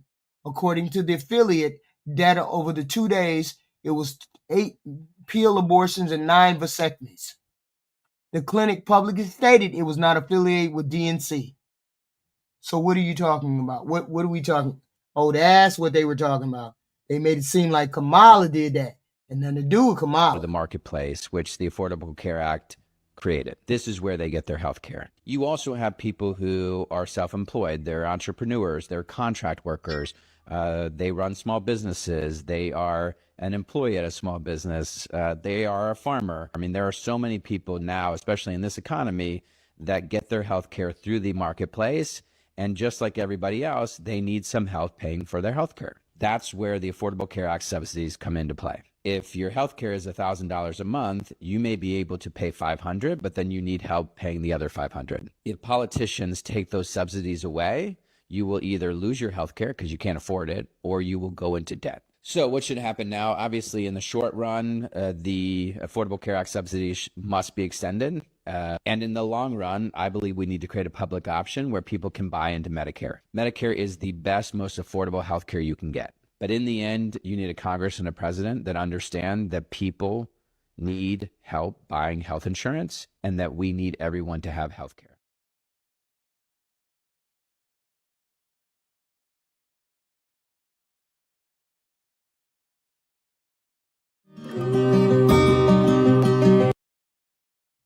So it is what it is. Everybody needs to have health care. Okay? Everybody needs to have health care. Okay? Nobody mentioned this mobile clinic at the DNC. Nobody mentioned anything about a healthcare clinic at the DNC. You're just lying. So here we are. We need to push our senators because they trash. We need to push senators on both sides to get something on the books for health care.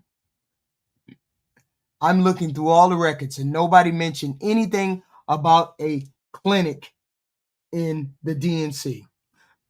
There's no sign of a mobile clinic itself being mentioned from the DNC stage or in official program material, according to Elon's Grok, according to Google's, what the hell is that thing called? Google's Gemini, according to ChatGPT.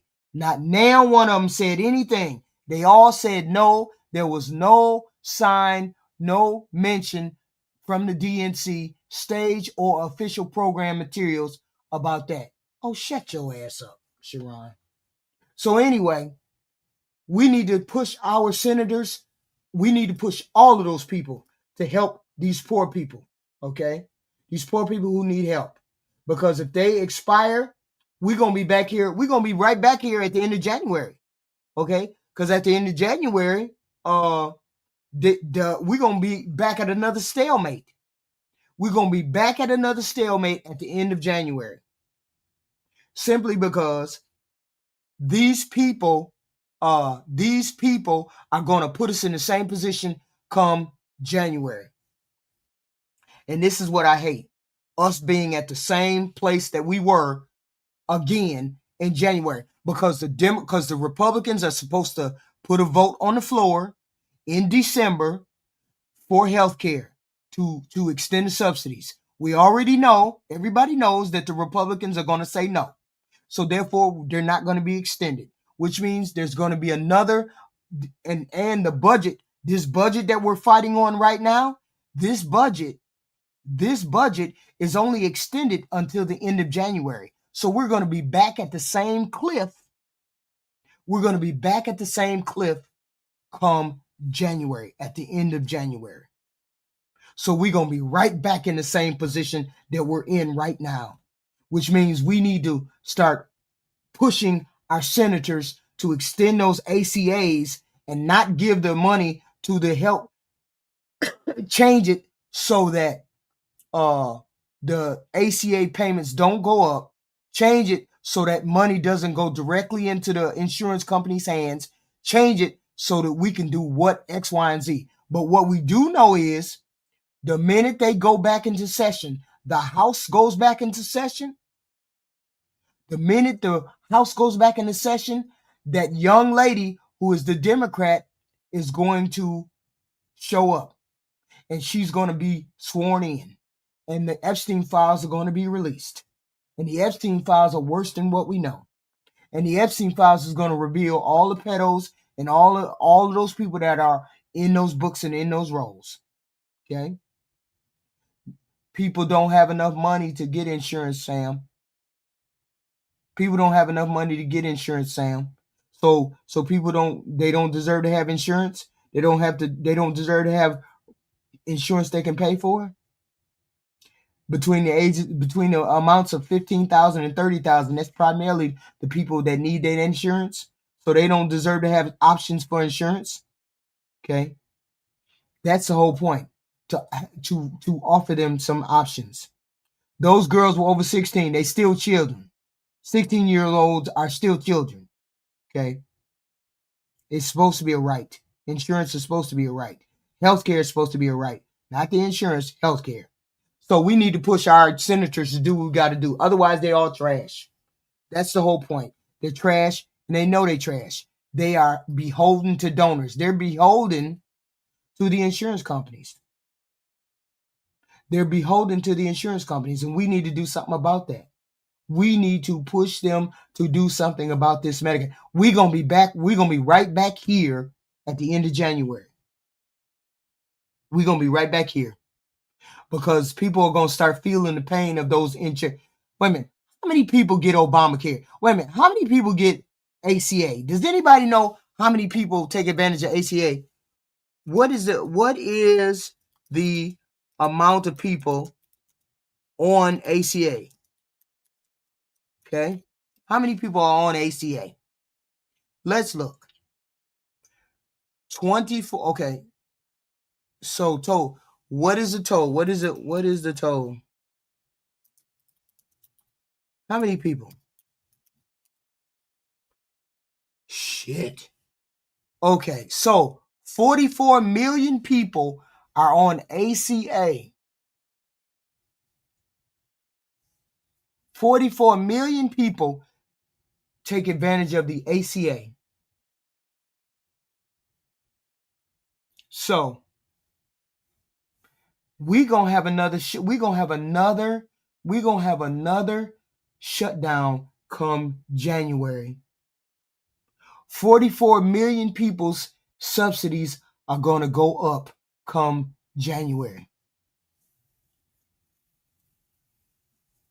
No, what we're broke. Why we're broke is we giving money to foreigners, and we need to stop giving money to foreigners, and we need to stop giving tax breaks to rich people. That's why we broke.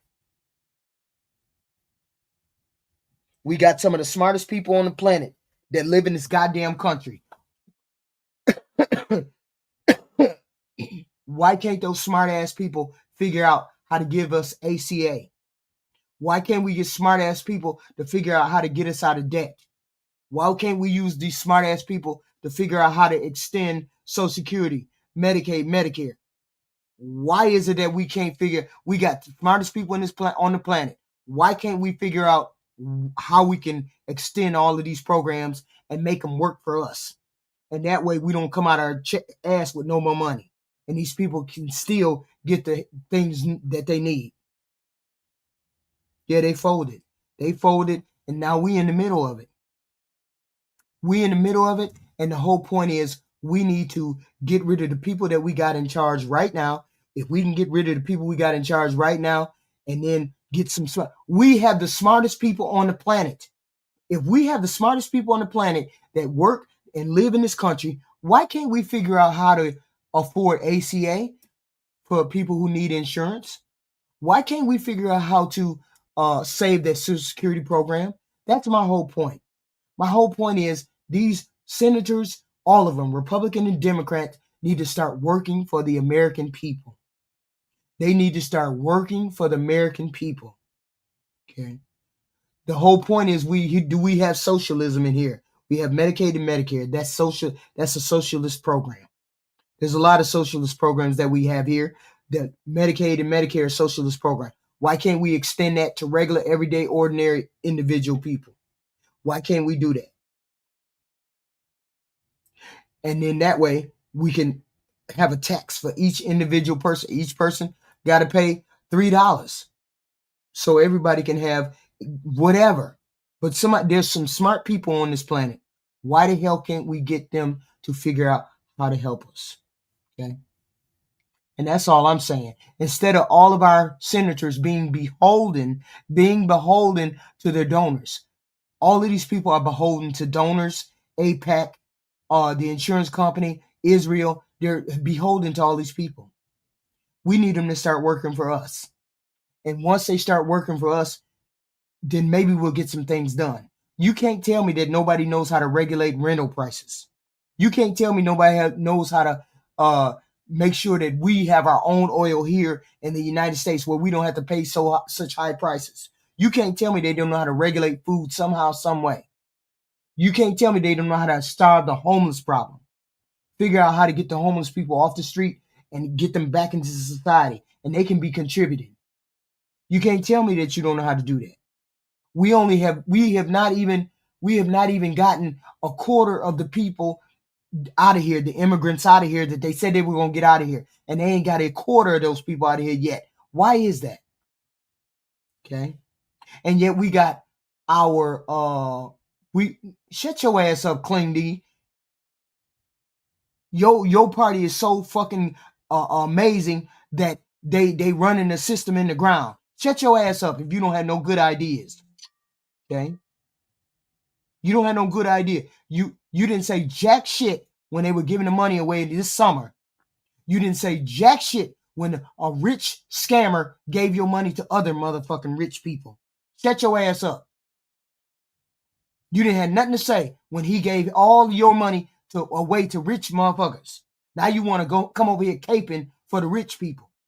Talking 2-point crazy. Shut your ass up.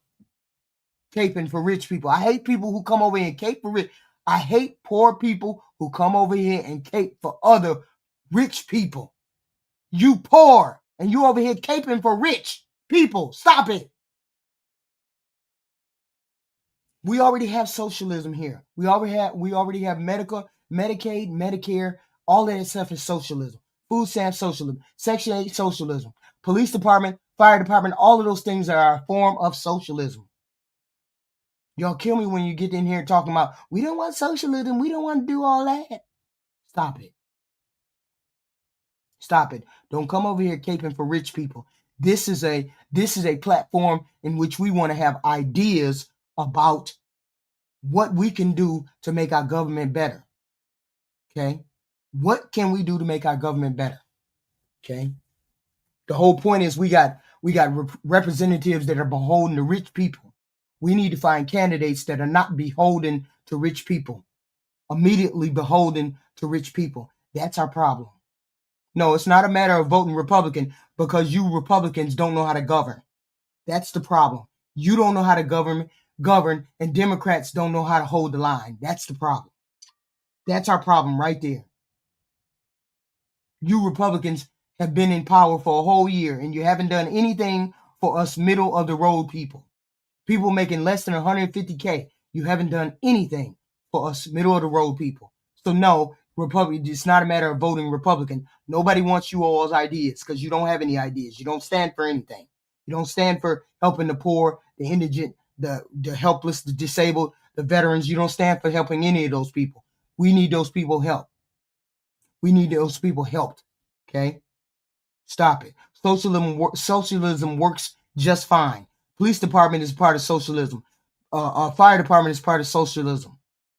Y'all need to start reading. I can't keep telling you this stuff. You can't keep telling you this stuff and talking 2-point crazy. Come on. So here's the thing. Why do you make less than $150K? No skin. Stop it, Kling. Stop it, Kling.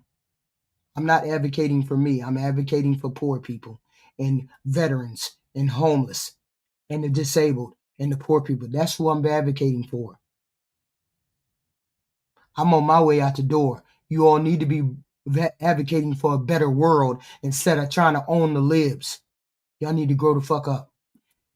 Okay, so you all hit the like button, the share button, do all those good things. I appreciate you all coming out.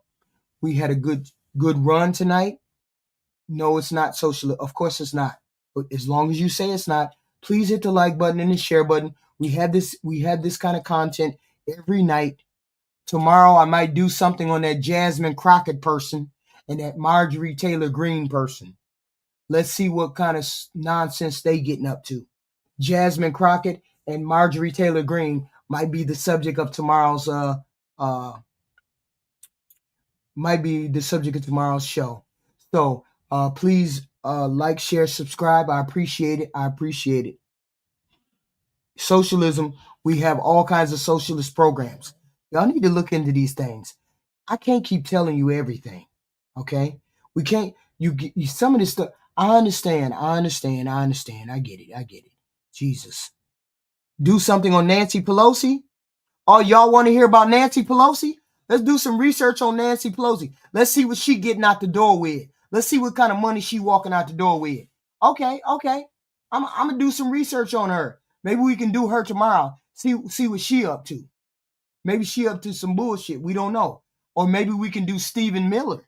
Let's see what the Stephen Miller, who is the hand in the back of Trump's jacket.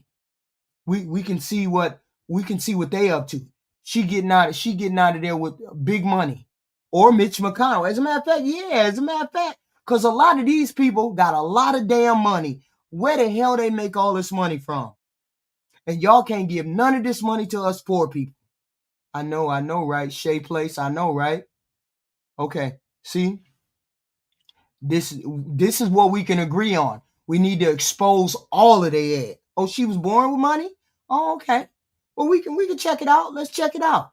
I was just thinking of doing the Marjorie Taylor and Jasmine tomorrow. Hey, we can do somebody else. We can do other people because they need to be exposed too. All of them need to be exposed. All of them leaders need to be exposed because they taking money from the American people. It is what it is. We need to find out what the hell is going on. So y'all do me a favor. Hit the like and share, subscribe button, please and thank you. We hear money laundering, a lot of money laundering. I believe that. I believe that for real. Specifically today, they convinced me. So y'all hit the like and share and subscribe. I will talk to you all tomorrow. Yeah, Jazz and did not have this kind of money when she was born. She didn't. Okay, somebody said she was born for money, but you saying she wasn't born with this kind of money. Oh, okay. You got to figure it out. Like, share, subscribe. I appreciate you all showing up. We will be back here tomorrow at 10 o'clock. I appreciate all of you. Please like, share, and subscribe. I appreciate you all coming to see the show. Please and thank you. Go back over it. Leave any kind of comments that you wish to. Please and thank you. I'd appreciate comments if that was the deal. I would ignore me too if I were you. You want Sam Perkins? You better stop it. Me and you gonna go at it. Okay?